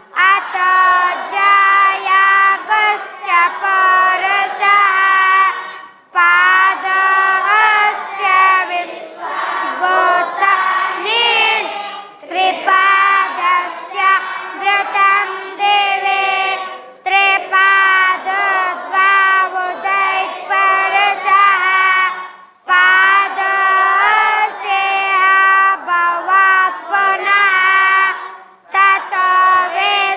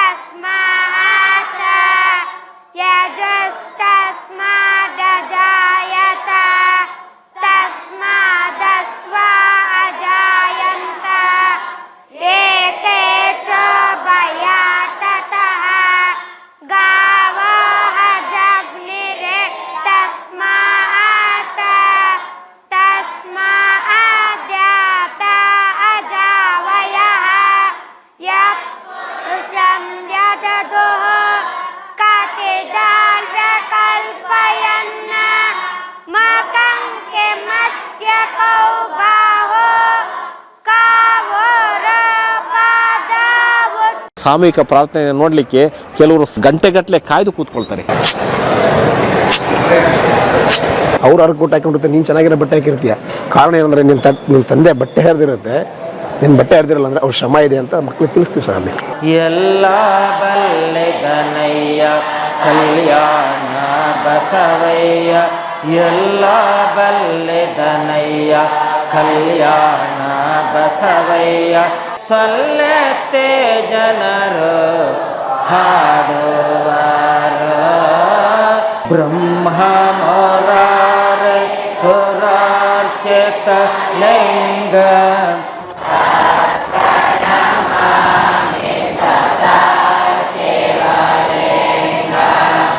ಸರ್ ಈಗ ಸಂಜೆ 6 ಗಂಟೆ ಆಯ್ತು, ಬೆಲ್ ಹೊಡಿತು. ಈಗ ಏನ್ ಪ್ರೋಗ್ರಾಮ್? ವಿದ್ಯಾರ್ಥಿಗಳೆಲ್ಲ ಪ್ರತಿನಿತ್ಯ ಸಂಜೆ ಸಾಮೂಹಿಕ ಪ್ರಾರ್ಥನೆ ನಡೀತದೆ. ಈಗ ನಮ್ಮ ಶ್ರೀ ಕ್ಷೇತ್ರದಲ್ಲಿ ಇರ್ತಕ್ಕಂಥ ಎಲ್ಲಾ ಮಕ್ಕಳು ಕೂಡ ಪ್ರಾರ್ಥನೆಗೆ ಬರ್ತಾರೆ.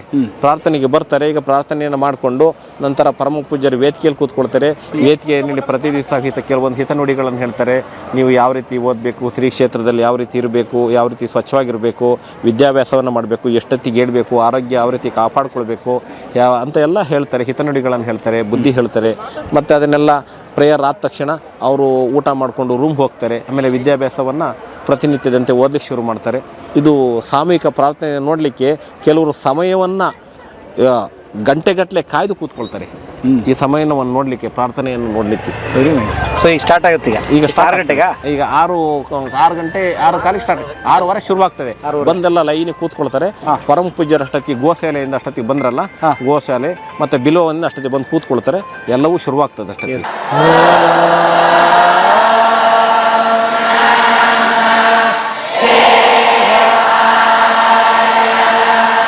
ಸರ್ ಮಕ್ಕಳಿಗೆ ಒಂದು ಶಿಸ್ತು ಬರಲಿ ಅಂತೇಳಿ, ಲೈನ್ ಕ್ರಮವಾಗಿ ಇರಲಿ ಅಂತೇಳಿ ಈ ಥರ ಮಾಡಿಸ್ತಾ ಇದ್ದೀವಿ.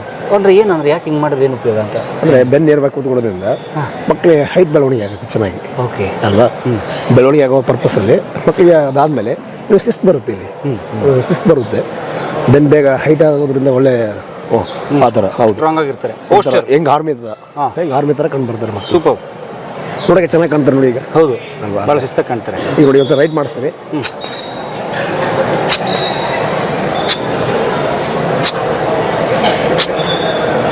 ಅಂದರೆ ಏನೋ ಒಂದು ನಾವು ಒಂದು ಆರ್ಮಿಲಿದ್ದೇವೆ ಅನ್ನೋ ಒಂದು ಕಾನ್ಸೆಪ್ಟ್ ಬರಬೇಕು ಮಕ್ಕಳಿಗೆ. ಇನ್ನೊಂದು ಸ್ವಲ್ಪ ಸೈಡ್ ಮಾಡಿಸಿ.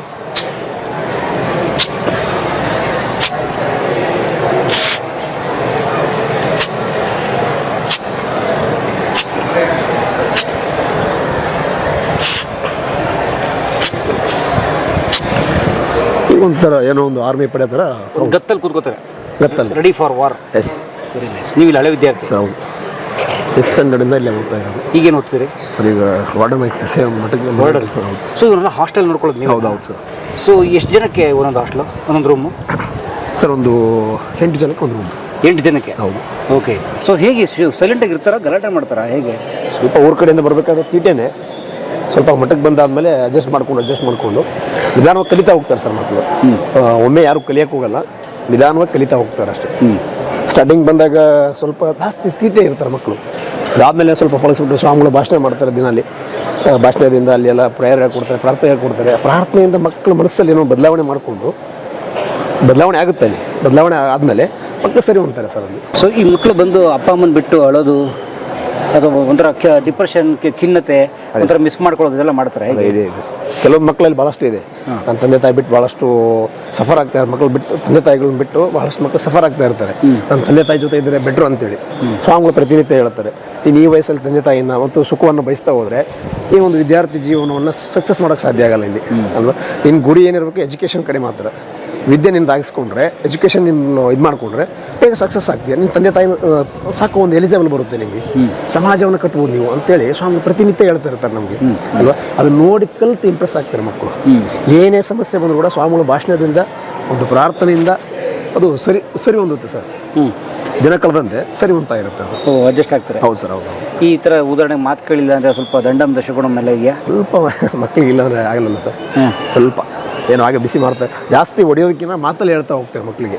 ಸ್ವಲ್ಪ ತಿಳುವಳಿಕೆ ಮೂಡಿಸ್ಬಿಟ್ರೆ ಭಾಳಷ್ಟು ಜನ ನಾರ್ತ್ ಕರ್ನಾಟಕದಿಂದ ಬರ್ತಾರೆ, ಬಡತನ ಇರುತ್ತೆ, ಮಕ್ಕಳಿಗೆ ನಿನ್ನ ತಂದೆ ಆಗಿದ್ದಾರೆ, ನಿನ್ನ ತಾಯಿ ಆಗಿದ್ದಾರೆ, ಬಡತನ ಇದೆ, ಅವ್ರು ಊಟ ಮಾಡ್ತಾರೋ ಇಲ್ಲ ಗೊತ್ತಿಲ್ಲ, ಬಟ್ ನೀನು ಎಜುಕೇಷನ್ ಸಪೋರ್ಟ್ ಮಾಡ್ತಾ ಇದ್ದಾರೆ. ಯಾಕಂದರೆ ಒಂದು ಗುಲ್ಬರ್ಗದಿಂದ ಬರಬೇಕಂದ್ರೆ ಒಂದು ಸಾರಿ ಬಸ್ಸಿಗೆ ಒಂದು 800ರಿಂದ 1000 ರೂಪಾಯಿ ಬೇಕು, ಹೋಗೋಕ್ಕೂ ಬರೋದಕ್ಕೂ ಒಂದು 1200. ಆಮೇಲೆ ಮಕ್ಕಳಿಗೆ ಏನು ತಿಂಡಿಗೆ ಒಂದು ಸಾರಿ ಬಂದು ಹೋದರೆ ಒಂದು 5000 ರೂಪಾಯಿ ಖರ್ಚು ಬೇಕಾಗುತ್ತೆ.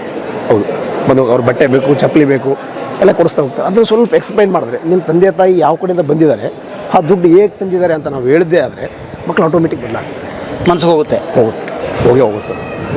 ನಿನ್ನ ತಂದೆ ಅಮಾಲಿ ಕೆಲಸ ಮಾಡ್ತಾ ಇದ್ದಾರೆ, ನಿನ್ನ ತಂದೆ ಕೂಲಿ ಕೆಲಸ ಮಾಡ್ತಾ ಇದ್ದಾರೆ, ನಿನ್ನ ತಾಯಿ ಇನ್ನೊಬ್ಬರು ಜಮೀನಲ್ಲಿ ಕಳೆ ಕೀಳ್ತಾ ಇದ್ದಾಳೆ, ಅದು ನೀನು ಏನಾದ್ರು ಯಾವತ್ತೂ ನೋಡಿದ್ಯಾ? ಅರ್ಗೆ ಬಟ್ಟೆ ಹಾಕೊಂಡಿರ್ತಾರೆ, ಅವ್ರು ಅರ್ಗೆ ಬಟ್ಟೆ ಹಾಕೊಂಡಿರ್ತಾರೆ, ನೀನು ಚೆನ್ನಾಗಿರೋ ಬಟ್ಟೆ ಹಾಕಿರ್ತೀಯ. ಕಾರಣ ಏನಂದರೆ ನಿನ್ನ ತಂದೆ ಬಟ್ಟೆ ಹರಿದಿರುತ್ತೆ, ನಿನ್ನ ಬಟ್ಟೆ ಹರಿದಿರಲ್ಲ ಅಂದರೆ ಅವ್ರ ಶ್ರಮ ಇದೆ ಅಂತ ಮಕ್ಕಳಿಗೆ ತಿಳಿಸ್ತೀವಿ ಸರ್. ಅಲ್ಲಿ ಅದು ಸ್ವಾಮಿಗಳು ನಾವು ತಿಳಿಸೋದು ಸ್ವಾಮಿಗಳು ಭಾಳಷ್ಟು ತಿಳಿಸ್ತಾರೆ. ಇಲ್ಲಿ ಸ್ವಾಮಿಗಳ ಪಾತ್ರ ಬಹಳ ದೊಡ್ಡದಿದೆ ಸರ್. ಇಲ್ಲಿ ಎಷ್ಟು ಜನ ಇದ್ದೀರಿ ಈ ಥರ ಹಾಸ್ಟೆಲ್ ನೋಡ್ಕೊಳ್ಳೋದು? ನಾವು ಒಂದು 13 ಜನ ಇದ್ದೀವಿ ಸರ್ ವಾರ್ಡನ್ಸ್. ಓಕೆ. ಸೊ ಈ ಮಕ್ಕಳು ಎಷ್ಟು ಗಂಟೆಗೆ ಬರ್ತಾರೆ ಹಾಸ್ಟೆಲ್ಗೆ ರಾತ್ರಿ? ಸರ್ ರಾತ್ರಿ ಈಗ ಊಟ ಇದೆ 7 ಗಂಟೆಗೆ, 7 ಗಂಟೆ ಮುಗಿಸಿ 8 ಗಂಟೆಗೆಲ್ಲ ಬರ್ತಾರೆ ಸರ್. 8ಕ್ಕೆ ಬಂದರೆ ಬ್ಲಾಕ್? ಹಾಂ ಸರ್, ಒಳಗಡೆ ಬರ್ತಾರೆ, ಬೀಗ ಹಾಕ್ಕೊಡ್ತೀರಿ? ಹೌದು, ಸ್ಟಡಿ ಮಾಡ್ತಾರೆ. 10 ಗಂಟೆವರೆಗೂ ಸ್ಟಡಿ ಮಾಡ್ತಾರೆ ಮಕ್ಕಳು. ಹಾಂ, ಲೈಟ್ ಇರುತ್ತೆ? ಹೌದು, ಲೈಟ್ ಇರುತ್ತೆ, ಲೈಟ್ ವ್ಯವಸ್ಥೆ ಇದೆ. ಆಮೇಲೆ ಲೈಟ್ ಆಫ್ ಮಾಡ್ತೀರಾ? ಹೌದು, 10 ಗಂಟೆಗೆ ಲೈಟ್ ಆಫ್ ಮಾಡ್ಬಿಟ್ಟು ತಿರ್ಗಿ ಬೆಳಗ್ಗೆ 5 ಗಂಟೆಗೆ ಎಲ್ಸೋದು. ನೀವು ಹೇಳಿಸ್ತೀರಿ? ಹೌದು, ಸೈನ್ ಮಾಡಿಸ್ತಾರೆ. ಸೈನ್ ಮಾಡಿಸ್ಬಿಟ್ಟು ಒಂದು ರೌಂಡ್ ಎಬ್ಬಿಸ್ಬಿಟ್ಟು ಸ್ಟಾರ್ಟಿಂಗ್ ಬೆಳಗ್ಗೆ ಮಾಡಿಸ್ತಕ್ಕಂಥದ್ದೇ ಮಕ್ಕಳಿಗೆ ಮೆಡಿಟೇಷನ್, ಧ್ಯಾನ. ಫಸ್ಟ್ ಮಾಡಿಸ್ತಕ್ಕಂಥದ್ದೇ ಧ್ಯಾನ. ನಾವು ಇಲ್ಲಿ ಬರೀ ಪುಸ್ತಕವನ್ನು ಕೊಟ್ಟು ನಾವು ಓದಿಸ್ತೇನೆ ಅಂದರೆ ಅದಾಗಲ್ಲ. ಅಲ್ಲಿ ಫಸ್ಟ್ ಮೆಡಿಟೇಷನ್ಗೆ ಜಾಸ್ತಿ ಮಕ್ಕಳಿಗೆ ಇದು ಮಾಡ್ತೇವೆ, ನಾವು ಫೋಕಸ್ ಮಾಡ್ತೇವೆ. ಮೆಡಿಟೇಷನ್ ಆದಮೇಲೆ ಸ್ಟಡಿಗೆ ಸ್ವಲ್ಪ ಕನ್ವರ್ಟ್ ಮಾಡ್ತೇವೆ. ಈಗ ಸ್ವಾಮಿಗಳು ಹಾಲು ಮತ್ತು ರಸ್ಕ್ನ ಭಾಗ್ಯ ಕೊಟ್ಟಿದ್ದಾರೆ. ಬೆಳಿಗ್ಗೆ 6 ಗಂಟೆಗೆ ರಸ್ಕು ಹಾಲು ಮತ್ತು ಕೊಡಿಸ್ತೇವೆ. ಅದಾದಮೇಲೆ ಸಂಸ್ಕೃತ ತರಗತಿಗಳಿದ್ದಾವೆ, ವೇದ ಕ್ಲಾಸ್ಗಳಿದ್ದಾವೆ. ವೇದ ಸಂಸ್ಕೃತ ಕ್ಲಾಸ್ಗಳಿಗೆ ಹೋಗ್ತಾರೆ ಮಕ್ಕಳು. ಕೆಲವರು ಅಲ್ಲೇ ಇರ್ತಕ್ಕಂಥವ್ರು, ಸೆಕೆಂಡ್ ಬ್ಯಾಚ್ ಇರ್ತಕ್ಕಂಥವ್ರು ಅಲ್ಲೇ ಇರ್ತಾರೆ. ಸಂಸ್ಕೃತ ಕ್ಲಾಸ್ ಮುಗಿಸ್ಕೊಂಡ್ಬಂದು ಮತ್ತೆ ಸ್ಟಡಿ ಮಾಡಿಸ್ತೇವೆ. ಆ ಸ್ಟಡಿಲಿ ಮತ್ತೆ ಒಂದು 10 ನಿಮಿಷ ಮೆಡಿಟೇಷನ್ ಮಾಡಿಸ್ತೇವೆ. ಮೆಡಿಟೇಷನ್ ಆದಮೇಲೆ ಸ್ಟಡಿ ಆದಮೇಲೆ ಊಟ ಇರುತ್ತೆ 10 ಗಂಟೆಗೆ. ಮಕ್ಕಳಿಗೆ 10 ಗಂಟೆ ಊಟ ಆದಮೇಲೆ 10:45ಕ್ಕೆ ಕ್ಲಾಸ್ ಇರುತ್ತೆ ಮಕ್ಕಳಿಗೆ. ಮತ್ತೆ ಹೌದು, 10:45 ಕ್ಲಾಸ್ಗೆ ಹೋದರೆ ಈವ್ನಿಂಗ್ 5 ಗಂಟೆವರೆಗೂ ಕ್ಲಾಸ್ ಇರುತ್ತೆ ಮಕ್ಕಳು. ಮಧ್ಯಾಹ್ನ ಲಂಚ್ ಇರುತ್ತೆ? ಲಂಚ್ 2 ಗಂಟೆಗೆ ಊಟ ಇದೆ. ಓಕೆ. 5 ಗಂಟೆ ಮುಗಿಸ್ಕೊಂಡು ಪ್ರೇಯರ್? ಹೌದು, ಪ್ರೇಯರ್. ಬರ್ತಾರೆ ಮಕ್ಕಳು, ಒಂದು ಬಿದ್ದವರು 45 ನಿಮಿಷ ಆಟ ಆಡೋಕೆ ಹೇಳ್ತಾರೆ. ಆಟ ಆಡ್ಕೊಂಡಾದ್ಮೇಲೆ ಪ್ರತಿಯೊಬ್ಬರಿಗೆ ಕಂಪಲ್ಸರಿ ಪ್ಲೇ ಆಟ ಅಂತಕ್ಕಂಥ ಪ್ರತಿಯೊಂದು ಸರಿ ಕಂಪಲ್ಸರಿ ಅಂತೇಳಿ ಒಂದು 45 ನಿಮಿಷ ಅವಕಾಶ ಕೊಡ್ತಾರೆ. ಇಲ್ಲಿ ಎಲ್ಲಿ ಬೇಕಾದ್ರೂ ಹೋಗ್ಬೋದು? ಅಲ್ಲೇ ನಮ್ಮ ಸರೌಂಡಿಂಗಲ್ಲಿ ಹಾಸ್ಟೆಲ್ ಮುಂದೆ ದಾಟಿ ಮುಂದೆ ಹೋಗ್ಬಿಟ್ರೆ ಸರ್? ಮುಂದೆಗಿಂದ ಹೋಗಿ ಅಲ್ಲೆಲ್ಲ ಸೆಕ್ಯೂರಿಟಿ ಸೌಲಭ್ಯ ಇದೆಯಲ್ಲ, ಎಲ್ಲ ಫುಲ್ ಅಂಡರ್ ಕವರಲ್ಲಿ ಆಲ್ಮೋಸ್ಟ್ ಎಲ್ಲ ಕವರ್ ಮಾಡಿಕೊಂಡು ಇದು ಮಾಡ್ತಾರೆ ಸರ್.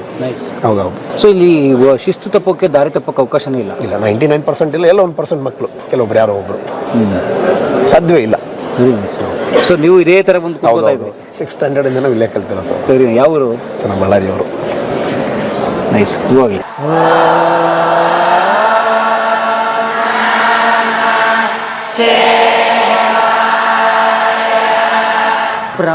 ಬ್ರಹ್ಮಾನಂದ ಪರಮ ಸುಖದ ಕೇವಲ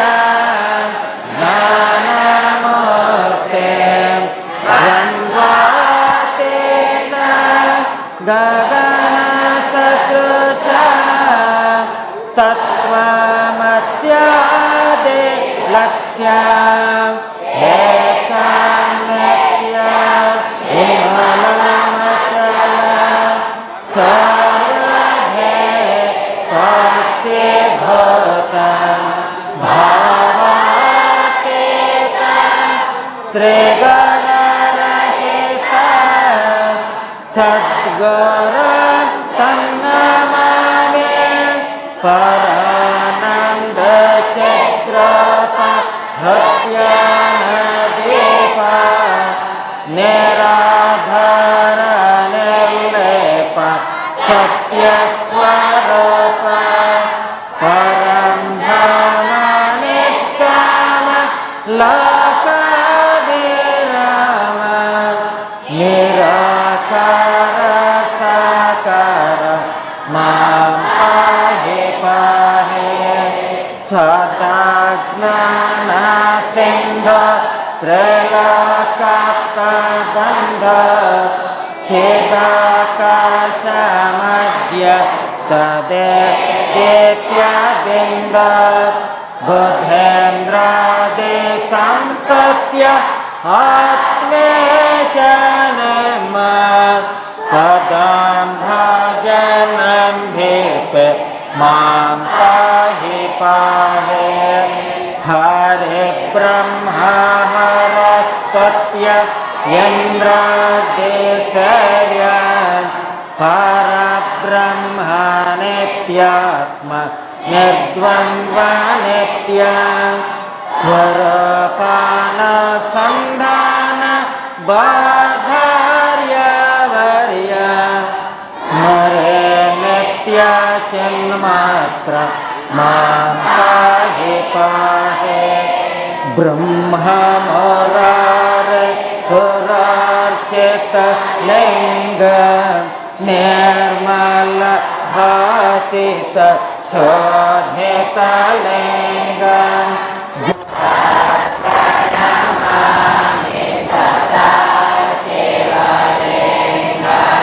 ಕುಂಕುಮ ಚಂದನ ಲೇಪಿತ ಲಿಂಗ ಪಂಕಜ ಹಾರ ಸುಶೋಭಿತ ಲಿಂಗ ಸಂಚಿತ ಪಾಪ ವಿನಾಶಕ ಲಿಂಗ ಪ್ರಣಮಾಮಿ ಸದಾ ಶಿವಲಿಂಗ ದೇವಗಣವಲೆ ಸೇವಿತ ಲಿಂಗ ಭಾವರ್ಭಕ್ತಿ ಧೈರ್ಯವಚ ಲಿಂಗ ಕಪರ್ದೆ ಸ್ವರೂಪ ಮನೋರತೆ ಶೂನ್ಯ ಮುನಿವ್ರತ ಮಾನ್ಯ ಸಾಮಾಂಚದ್ಗುಣಾಂಕ ಸದಾ ನಿಷ್ಕಳಂಕ ಮಹಾಲಿಂಗ ಸಂಗ ಭಜ ಸಿದ್ಧ ಗೋಸಾಲ ಸಿದ್ಧೇಶ ವರಗರ ಅಟವೇಶ ಗೋಸಾಲ ಸಿದ್ಧೇಶ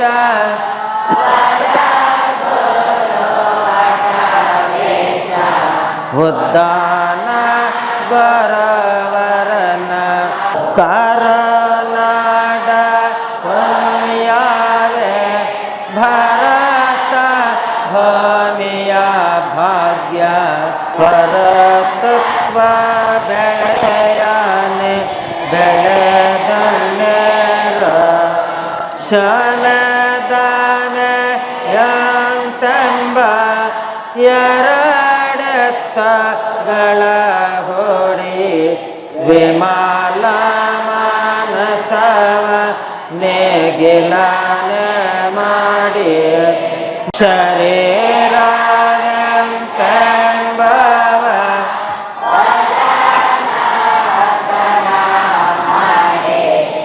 ಪರತತ್ವ ಬೆಳೆಯನೆ ಬೆಳೆದನ್ನೇರ ಸ್ಥಿರ ಮಕ್ತಿ ಯಂತೆಂಬ ಧಾನ್ಯವ ಬೆಳೆದುಂಡ ಪರಮಾನಂದದಳ ದಂಡನೆ ದಾನೇದ ಗೋರ ಸಿದ್ಧ ನಡೆಗಳೇ ಗೆರಗುತ್ತೆ ಭವವೆಂಬ ಬರವನ ತಮ್ಮ ಸೀಮೆಗೆ ಕಾಳಗೆ ಶರೀರವೆಂತೆಂಬವ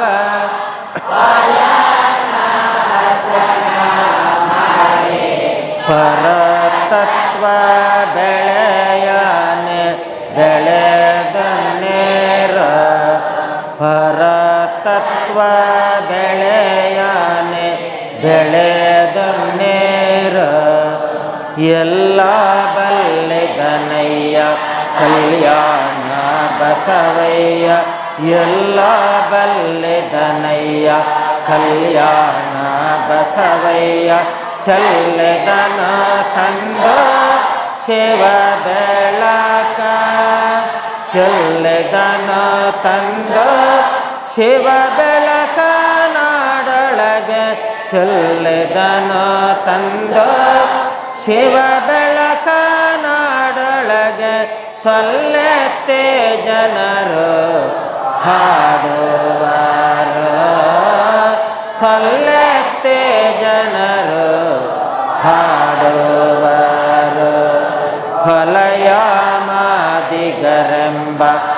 ನೆಲೆಯಾತ ಕಿತ್ತೊಗೆದ ಫಲಯಾಮಾದಿಗರೆಂಬ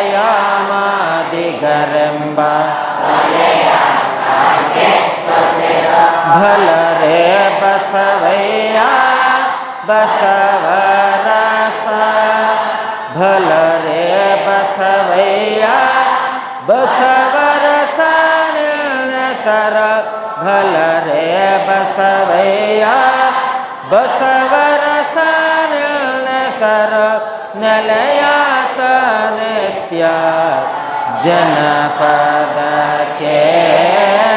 ನೆಲೆಯಾತ ನಿತ್ಯ ಜನಪದಕ್ಕೆ ಭಾಪರೆ ಬಸವಯ್ಯ ಭಾಪೋ ಶಿವ ಮತಮಣಿಯೇ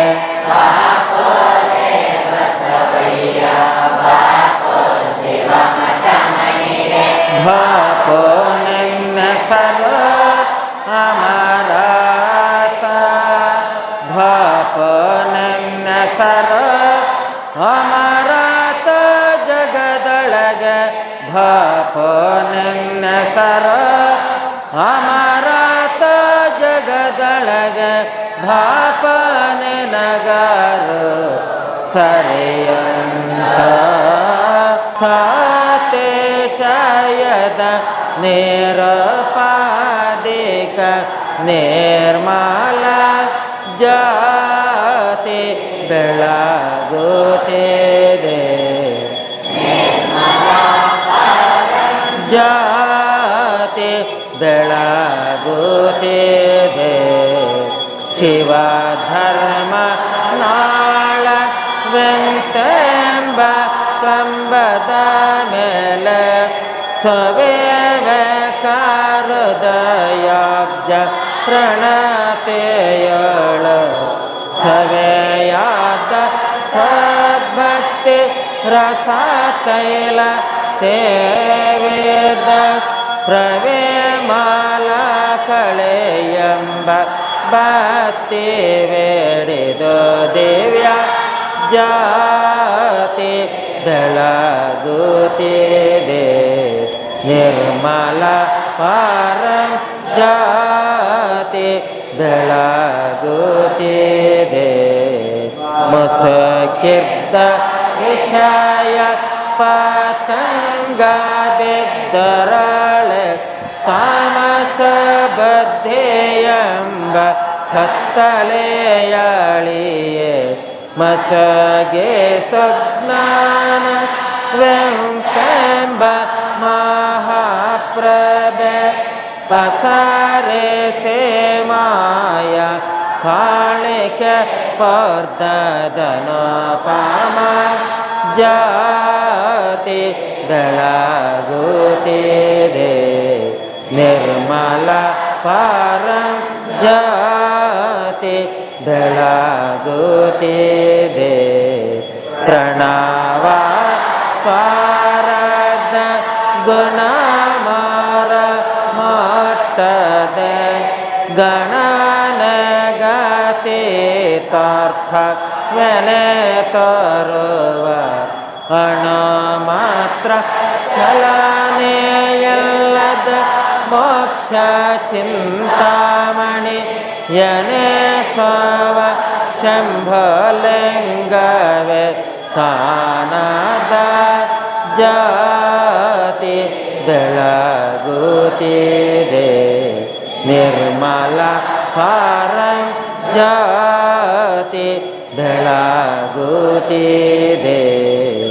ಜಯ ಗುರು ಬಸವೇಶ ಹರ ಹರ ಮಹಾದೇವ. ಉದ್ದಾನಶಿವರವರು ಇಟ್ಟರೆ ಶಾಪ ಕೊಟ್ಟರೆ ವರ ಅನ್ನುವ ಆಗಿದ್ದರು. ಆ ಕಾಲದಲ್ಲಿ ಜಾತಿಗೆ ಒಂದೊಂದು ಅವಕಾಶಗಳಿರ್ತಾ ಇತ್ತು. ಉದ್ದಾನಶಿವರ ಸ್ಥಾಪನೆ ಮಾಡಿದಂಥ ಜಾತ್ಯತೀತವಾಗಿ ಎಲ್ಲ ಜಾತಿ ಜನಾಂಗಗಳನ್ನು ಕೂಡ ಒಳಗೊಂಡಂತೆ ಆ ಕಾಲದಲ್ಲಿ ಅದು ದೊಡ್ಡದೇ. ತಮ್ಮ ಮಕ್ಳಿಂಗ್ ಓದ್ತಾ ಇದ್ದಾರೆ, ತಮ್ಮ ಮೊಮ್ಮಕ್ಳಿಂಗ್ ಓದ್ತಾ ಇದ್ದಾರೆ, ಡಾಕ್ಟರ್ ಓದ್ತಾರೆ, ಇಂಜಿನಿಯರ್ ಓದ್ತಾರೆ. ಇದಕ್ಕೆಲ್ಲ ಏನಪ್ಪಾ ಕಾರಣ ಅಂದ್ರೆ ನಮ್ಮೂರಲ್ಲಿ ಶಾಲೆ ತೆರೆದಿದ್ದಕ್ಕಾಗಿ ಪೂಜ್ಯರು ನಾವಿಷ್ಟೆಲ್ಲ ಬೆಳೆಯೋದಕ್ಕೆ ಸಾಧ್ಯ ಆಯ್ತು, ನಾವು ಸುಭಿಕ್ಷವಾಗಿರೋದಕ್ಕೆ ಸಾಧ್ಯ ಅನ್ನೋ ಮಾತನ್ನ ಅದು ಸ್ಮರಣೆ ಮಾಡಿಕೊಡ್ತಾ ಇರ್ತಾರೆ.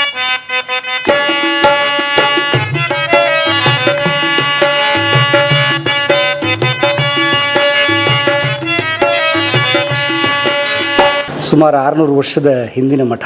ಹೇಗೆ ಒಂದು ಸಂಸ್ಥೆ ಇಷ್ಟು ನಡೆಯುತ್ತೆ? ಏನು ಅಂದ್ಕೋತೀರಿ? ಬರೀ ಹಣಕಾಸು ಭಕ್ತಾದಿಗಳ ಸಂಖ್ಯೆ ಅಥವಾ ಅದರ ಹಿಂದಿನ ಒಂದು ಏನಾದರೂ ಅಗೋಚರವಾದ ಶಕ್ತಿ ಇರ್ತದೆ? ಹೇಗೆ ಒಂದು ಸಂಸ್ಥೆ ಇಷ್ಟು ವರ್ಷ ನಡೀತದೆ ಗುರುಗಳೇ?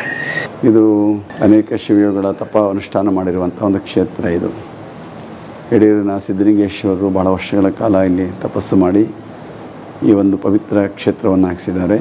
ಕೋಸಲ ಸಿದ್ದೇಶ್ವರರು ಇಲ್ಲಿ ತಪಸ್ಸು ಮಾಡಿರುವಂಥದ್ದು ಅವರ ಸಮಾಧಿಯು ಬೆಟ್ಟದ ಗುಹೆಯಲ್ಲಿದೆ ಅನ್ನುವಂಥದ್ದು ಕೂಡ ಸಂಶೋಧಕರು ಹೇಳ್ತಾ ಇದ್ದಾರೆ. ಆ ಪರಂಪರೆಯಲ್ಲಿ ಬೆಳೆದು ಬಂದಿರುವಂತಹ ಒಂದು ಮಠ ಇದು. ಭಾಳ ಒಂದು ಶತಮಾನಗಳ ಇದು ಹಿಂದೆ 1.5 ಶತಮಾನದಿಂದಲೇ ಇಲ್ಲಿಯ ಒಂದು ಸಾಮಾಜಿಕ ಧಾರ್ಮಿಕ ಚಟುವಟಿಕೆಗಳು ಪ್ರಾರಂಭವಾಗ್ತವೆ. ನೀವು ಕಂಡಾಗೆ ಹಿಂದೆ ಅನೇಕ ಶ್ರೀಗಳವರು ಇದ್ದರು, ಅಟವಿ ಶ್ರೀಗಳವರು ಬಂದರು. ಅವರ ಗುಬ್ಬಿಯಲ್ಲಿದ್ದಂಥ ಅವರು ಇಲ್ಲಿ ಬಂದು ನೋಡಿ ಕೆಲವು ವರ್ಷಗಳ ಕಾಲ ತಂಗಿದ್ದು ಇಲ್ಲಿಯ ಶ್ರೀಗಳವರ ಜೊತೆಯಲ್ಲಿದ್ದು ಒಂದು ದಾಸೋಹ ಪರಂಪರೆಗೆ ಒಂದಿಷ್ಟು ಅವರು ಮಾರ್ಗದರ್ಶನವನ್ನು ಮಾಡಿದ್ರು. ಆನಂತರ ಉದ್ದಾನ ಶ್ರೀಗಳವರು 1900ರಲ್ಲಿ ಬಂದಂತಹ ಅವರು ಅನಂತರ ಅವರು ಒಂದು ವಿನೂತನವಾದ ಕ್ರಾಂತಿಯನ್ನೇ ಅವರು ಮಾಡಿದರು. ಉದ್ದಾನ ಶ್ರೀಗಳವರು ಏನು ಹೆಚ್ಚು ಶಾಲೆಗೆ ಓದ್ದವರಲ್ಲ. ಆ ಕಾಲದಲ್ಲಿ ಯಾವುದೇ ಶಾಲೆ ಇಲ್ಲ, ಕೂಲಿ ಮಟ್ಟದಲ್ಲಿ ಓದಬೇಕಾಗಿರುವಂಥ ಪರಿಸ್ಥಿತಿ ಇತ್ತು. ಆದರೂ ಕೂಡ ಅವರ ದೂರದೃಷ್ಟಿ ತುಂಬ ದೊಡ್ಡದು ಅವರದು. ಅವರೊಂದು ಹಳ್ಳಿಯಿಂದ ಬಂದು ಕೃಷಿ ಹಿನ್ನೆಲೆಯಿಂದ ಬಂದಂತಹ ಪೂಜ್ಯರವರು ಬಹಳ ದೊಡ್ಡ ಜ್ಞಾನಿಗಳಾಗಿದ್ದರು. ಅವರು ಹಳ್ಳಿಯ ಮಕ್ಕಳಿಗೆ ಶಿಕ್ಷಣ ಕೊಡಬೇಕು ಎನ್ನುವಂತಹ ದೊಡ್ಡ ಆಸೆಯನ್ನು ಇಟ್ಕೊಂಡಂತಹವರು ಅವರು ಇಲ್ಲಿ ಬಂದ ಮೇಲೆ ಏನು ಅಟವಿ ಶ್ರೀಗಳವರು ಪ್ರಾರಂಭ ಮಾಡೋದಕ್ಕೆ ಒಂದು ದೊಡ್ಡ ಬುನಾದಿಯನ್ನು ಹಾಕುವಂಥ ಪ್ರಯತ್ನವನ್ನು ಅವರು ಮಾಡಿದ್ರು. ಆಗಲೇ ಅವರು ವಿದ್ಯಾರ್ಥಿಗಳಿಗೆ ಶಿಕ್ಷಣವನ್ನು ಕೊಡುವಂಥದ್ದು, ಸಂಸ್ಕೃತ ಬೋಧನೆ ಮಾಡುವಂಥದ್ದು ಮತ್ತು ಸಂಸ್ಕೃತ ಓದೋದಕ್ಕೆ ಯಾವುದೇ ಜಾತಿ ಭೇದ ಮತ ಅಂತರವಿಲ್ಲದೆ ಎಲ್ಲರಿಗೂ ಓದುವಂಥ ಅವಕಾಶವನ್ನು ಲಭ್ಯ ಮಾಡಿಕೊಟ್ರು. ಏಕೆಂದರೆ ಆ ಕಾಲದಲ್ಲಿ ಒಂದು ನಿಬಂಧನೆಗಳಿರ್ತಾಯಿತ್ತು, ಕೆಲವರಿಗೆ ಮಾತ್ರ ಸೀಮಿತ ಅನ್ನೋ ಭಾವನೆ ಇರ್ತಾಯಿತ್ತು. ಇಲ್ಲ ಸಂಸ್ಕೃತ ಪ್ರತಿಯೊಬ್ಬರು ಓದಬೇಕು ಅನ್ನುವಂತಹ ಒಂದು ಅವಕಾಶವನ್ನು ಇಟ್ಕೊಟ್ಟು ಎಲ್ಲರಿಗೂ ಕೂಡ ಶೂದ್ರನೂ ಸಂಸ್ಕೃತನ ಓದಬೇಕು ಅನ್ನೋ ಭಾವನೆಯನ್ನು ಇಟ್ಕೊಂಡು ಆ ಭೇದ ಭಾವಗಳನ್ನು ಹೋಗಲಾಡಿಸಿ ಸಂಸ್ಕೃತವನ್ನು ಓದುವಂಥ ಅವಕಾಶ. ಜೊತೆಗೆ ಅವರು ಸ್ಥಾಪನೆ ಮಾಡಿದಂತಹ ವಿದ್ಯಾರ್ಥಿ ನಿಲಯ, ಸಾರ್ವಜನಿಕ ವಿದ್ಯಾರ್ಥಿ ನಿಲಯ, ಅಂದರೆ ಆ ಕಾಲದಲ್ಲಿ ಜಾತಿಗೆ ಒಂದೊಂದು ಅವಕಾಶಗಳಿರ್ತಾಯಿತ್ತು ವಿದ್ಯಾರ್ಥಿ ನಿಲಯ ಸ್ಥಾಪನೆ ಮಾಡ್ಕೊಳ್ಳೋದಕ್ಕೆ. ಆದರೆ ಉದ್ದಾನ ಶ್ರೀಗಳು ಸ್ಥಾಪನೆ ಮಾಡಿದಂಥ ಜಾತ್ಯತೀತವಾಗಿ ಎಲ್ಲ ಜಾತಿ ಜನಾಂಗಗಳನ್ನು ಕೂಡ ಒಳಗೊಂಡಂತೆ ಇರುವಂತಹ ಒಂದು ವಿದ್ಯಾರ್ಥಿ ನಿಲಯವನ್ನು ಸ್ಥಾಪನೆ ಮಾಡಿ ಬೆಳವಣಿಗೆ ಎಷ್ಟು ಅಂದರೆ ಆ ಕಾಲದಲ್ಲಿ ಅದು ದೊಡ್ಡದೇ. ನಾವು 50-60 ಅಂದರೆ ಆ ಕಾಲದಲ್ಲಿ 1900ರಲ್ಲಿ 1930ರೊಳಗೆ ಅದೆಲ್ಲ ಇದ್ದಿದ್ದು ಆ ಕಾಲದ ನಡೆಸುವಂಥ ತುಂಬ ಕಠಿಣವಾದ ಪರಿಸ್ಥಿತಿಯಲ್ಲಿ ಅವರು ಭಾಳಷ್ಟು ಶ್ರಮವಹಿಸಿ ಅದನ್ನು ನಿರ್ವಹಣೆ ಮಾಡಿಕೊಂಡು ಬಂದರು. ಆನಂತರ ನಮ್ಮ ಪರಮ ಪೂಜ್ಯರು 1930ರಲ್ಲಿ ಅವರು ಉತ್ತರಾಧಿಕಾರಿಗಳಾಗ್ತಾರೆ. 11 ವರ್ಷಗಳ ಕಾಲ ಅವರ ಗರಡಿಯಲ್ಲಿ ಅವರು ತುಂಬ ಚೊಕ್ಕ ಚಿನ್ನವಾಗ್ತಾರೆ. ಉದ್ದಾನ ಶ್ರೀಗಳವರು ಇಟ್ಟರೆ ಶಾಪ ಕೊಟ್ಟರೆ ವರ ಅನ್ನುವ ಆಗಿದ್ದರು. ಜೊತೆಗೆ ಅವರು ಬಹಳಷ್ಟು ಶಿವಕುಮಾರ ಶ್ರೀಗಳವ್ರನ್ನ ಭಾಳ ಪರೀಕ್ಷೆಯನ್ನು ಮಾಡ್ತಾಯಿದ್ರು. ತುಂಬ ಕಠಿಣವಾದ ಕಷ್ಟಗಳನ್ನು ಕೊಡ್ತಾಯಿದ್ರು. ಶ್ರಮಜೀವನವನ್ನು ಅವ್ರಿಗೆ ಕಲಿಸ್ಕೊಡ್ತಾಯಿದ್ರು. ಒಂದಿಷ್ಟು ಆರಾಮವಾಗಿರೋದಕ್ಕೆ ಬಿಡ್ತಾ ಇರಲಿಲ್ಲ. ಆ ರೀತಿಯಲ್ಲಿ ನಮ್ಮ ಪೂಜ್ಯ ಶಿವಕುಮಾರ ಮಹಾಸ್ವಾಮಿಯವರು ಆ ಕಾಲದಲ್ಲೇ BA ಪದವಿಯನ್ನು ಪಡ್ಕೊಂಡು ಬಂದಂತಹವರು. ಏಕೆಂದರೆ ಆ ಕಾಲದಲ್ಲಿ BA ಅಂತಂದರೆ ನಿಮಗೆ ಊಹೆ ಮಾಡೋದಕ್ಕೆ ಸಾಧ್ಯ ಇಲ್ಲ ಈಗೆಲ್ಲ. ಅಷ್ಟು ಅವರು ಆಂಗ್ಲ ಭಾಷೆಯಲ್ಲಿ ಅಷ್ಟು ಪ್ರಬುದ್ಧತೆಯನ್ನು ಪಡ್ಕೊಂಡಂತಹವರು. ಅವರ ಒಂದು ವೀರಾಪುರ ಮತ್ತು ಸುತ್ತಮುತ್ತಲ ಗ್ರಾಮದಲ್ಲಿ ಅವರೊಬ್ಬರೇ ಆ ಕಾಲದಲ್ಲಿ BA ಪಡೆದವರು ಅಂತ ಹೇಳಬೇಕಾಗಿರುವಂಥದ್ದು. ಅಷ್ಟು ವಿದ್ಯಾಭ್ಯಾಸವನ್ನು ಪಡ್ಕೊಂಡು ಬಂದಂಥವರು ಪೂಜ್ಯರು. ಉದ್ದಾನ ಶ್ರೀಗಳವರ ಕಮ್ಮಟದಲ್ಲಿ ಚೊಕ್ಕ ನಾಣ್ಯವಾಗಿ ಹೊರಹೊಮ್ಮುತ್ತಾರೆ. 10-11 ವರ್ಷಗಳ ಕಾಲ ಉದ್ದಾನ ಶ್ರೀಗಳವರ ಮಾರ್ಗದರ್ಶನದಲ್ಲಿ ಎಲ್ಲವನ್ನು ನೋಡ್ಕೊಂಡು ಹೋಗ್ತಾ ಇರ್ತಾರೆ. ಅವರ ಜವಾಬ್ದಾರಿ ಬಂದಾಗ ಒಂದು 50-60 ಮಕ್ಕಳು ಇಲ್ಲಿ ಮಕ್ಕಳ ವಿದ್ಯಾಭ್ಯಾಸವನ್ನು ಮಾಡ್ತಾ ಇರ್ತಾರೆ. ಪೂಜ್ಯರಿಗೆ ತುಂಬ ಶ್ರಮದಾಯಕವಾಗಿರ್ತದೆ. ಅಂದರೆ ಆ ಕಾಲದಲ್ಲಿ ಯಾವುದೇ ನಿಶ್ಚಿತ ಆದಾಯ ಆಗಲಿ ಭೂಮಿ ಆಗಲಿ ಏನೂ ಇಲ್ಲ. ಭಕ್ತರಿಂದ ರೈತರಿಂದ ಪಡ್ಕೊಳ್ಬೇಕು ಕೊಡ್ತಾಯಿದ್ರು. ನಮ್ಮ ಪರಂಪರೆ ಏನಪ್ಪ, ದಾಸೋಹ ಮಠ ಇದು.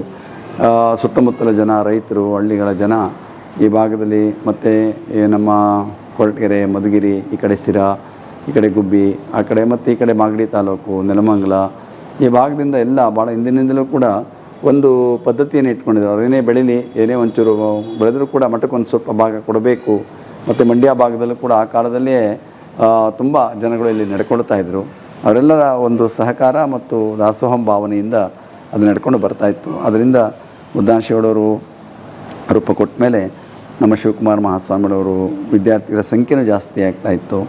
ಅದ್ರ ಜೊತೆಗೆ ಅವ್ರಿಗೊಂದು ದೊಡ್ಡ ಆಸೆ, ಹಳ್ಳಿ ಮಕ್ಕಳಿಗೆ ಶಿಕ್ಷಣವನ್ನು ಕೊಡಬೇಕು ಅನ್ನುವಂಥ ಅಪೇಕ್ಷೆಯನ್ನು ಇಟ್ಕೊಂಡು ಅವರು ಗ್ರಾಮಾಂತರ ಶಾಲೆಗಳನ್ನು ತೆರೆಕೊಂಡು ಬಂದರು. ಜೊತೆಗೆ ಅವರು ಸ್ವತಂತ್ರ ಪೂರ್ವದಲ್ಲೇ ಒಂದು ಹೈಸ್ಕೂಲನ್ನು ತುಮಕೂರಿನಲ್ಲೇ ತೆರೀತಾರೆ. ಅದೊಂದೇ ಒಂದು ಸ್ಕೂಲ್ ಇರ್ತದೆ ಅವಾಗ. ಯಾವುದೋ ತಿಪ್ಟೂರಿನಲ್ಲಿಂದ ಒಂದಿತ್ತಂತೆ, ಇಲ್ಲೊಂದಷ್ಟೇ ತುಮಕೂರು ಜಿಲ್ಲೆನಲ್ಲೇ ಪ್ರೈವೇಟ್ ಶಾಲೆ ಯಾವುದೂ ಇರ್ತಿಲ್ಲ ಅವಾಗ. ಅದೆಲ್ಲ ಒಂದು ಬೆಳವಣಿಗೆ 3-4 ಶಾಲೆಗಳು ಮಾತ್ರ ಇದ್ದಂಥದ್ದು. ಆವಾಗ ಎಲ್ಲರೂ ನಮ್ಮ ತುಮಕೂರಿನ ಜನಗಳು ಭಾಳಷ್ಟು ಒತ್ತಾಯ ಮಾಡಿ ಪ್ರೋತ್ಸಾಹವನ್ನು ಮಾಡಿ ಆ ಸಿದ್ಧಗಂಗಾ ಪ್ರೌಢಶಾಲೆಯನ್ನು ತೆರೀತಾರೆ. ಆವಾಗ ಅಲ್ಲಿಂದ ಪ್ರಾರಂಭವಾದದ್ದು. ಜೊತೆಗೆ ಹಳ್ಳಿಗಳ ಕಡೆ ಶಾಲೆಯನ್ನು ತೆರೆದರು ಬುದ್ಧಿಯವರು. ಅವರ ಒಂದು ಕನಸು ಏನಪ್ಪ ಅಂದರೆ ಹಳ್ಳಿ ಮಕ್ಕಳಿಗೆ ಕೊನೆ ಪಕ್ಷ 10ನೇ ತರಗತಿ ಶಿಕ್ಷಣ ಕೊಟ್ಟರೆ ಅವ್ರ ಕುಟುಂಬ ಒಳ್ಳೆಯದಾಗಿರ್ತದೆ, ಸಂಸ್ಕಾರ ಒಂದು ಕುಟುಂಬ ಆಗಿರ್ತದೆ, ಉತ್ತಮ ಜೀವನ ನಡೆಸ್ತಾರೆ. ಹಳ್ಳಿ ಮಕ್ಕಳಲ್ಲಿ ಹೆಣ್ಣು ಮಕ್ಕಳಿಗೆ 10ನೇ ತರಗತಿ ಓದಿದ್ರೆ ಆ ಕುಟುಂಬವೆಲ್ಲವೂ ಕೂಡ ಬೆಳಕಾಗಿ ಬದುಕ್ತಾರೆ ಎನ್ನುವ ಆಸೆಯನ್ನು ಇಟ್ಕೊಂಡು ಅವರು ಗ್ರಾಮಾಂತರ ಶಾಲೆಗಳನ್ನು ತೆರೆದರು. ಇವತ್ತು ಕಠಿಣ ಅವರು ಏನು ಆ ಕಾಲದಲ್ಲಿ ಶಾಲೆಯನ್ನು ತೆರೆದು ಸೇವೆಯನ್ನು ಮಾಡಿದ್ರು ಅದು ನಿಜವಾಗಲೂ ಕೂಡ ಸ್ಮರಣೀಯವಾಗಿರುವಂಥದ್ದು. ಅದೊಂದು ಸುವರ್ಣ ಕಾಲ ಅಂತ ಹೇಳಬೇಕು ಆ ಕಾಲದಲ್ಲಿ. ಏಕೆಂದರೆ ಅವಾಗ ಸಾರಿಗೆ ವ್ಯವಸ್ಥೆ ಇರಲಿಲ್ಲ, ಸೌಲಭ್ಯಗಳಿರಲಿಲ್ಲ, ಯಾರೂ ಹೋಗ್ತಾ ಇರಲಿಲ್ಲ, ಸರ್ಕಾರವೂ ಮಾಡ್ತಾ ಇರಲಿಲ್ಲ. ಅಂಥ ಕಾಲದಲ್ಲಿ ಪೂಜ್ಯರು ಶಾಲೆಗಳನ್ನು ಹಳ್ಳಿಗಳ ಕಡೆ ತೆರೆದು ಅವರಿಗೆ ವಿದ್ಯಾಭ್ಯಾಸವನ್ನು ಕೊಟ್ಟರು. ಇವತ್ತು ಕೂಡ ಕೆಲವು ಹಳ್ಳಿಗಳಲ್ಲಿ ಓದಂಥ ಅವರು ಹಿರಿಯರಾಗಿರ್ತಾರೆ. ಅವರು ತಮ್ಮ ಮಕ್ಕಳಿಗೆ ಓದ್ತಾ ಇದ್ದಾರೆ, ತಮ್ಮ ಮೊಮ್ಮಕ್ಕಳಿಗೆ ಓದ್ತಾ ಇದ್ದಾರೆ, ಡಾಕ್ಟ್ರ್ ಓದ್ತಾರೆ, ಇಂಜಿನಿಯರ್ ಓದ್ತಾರೆ.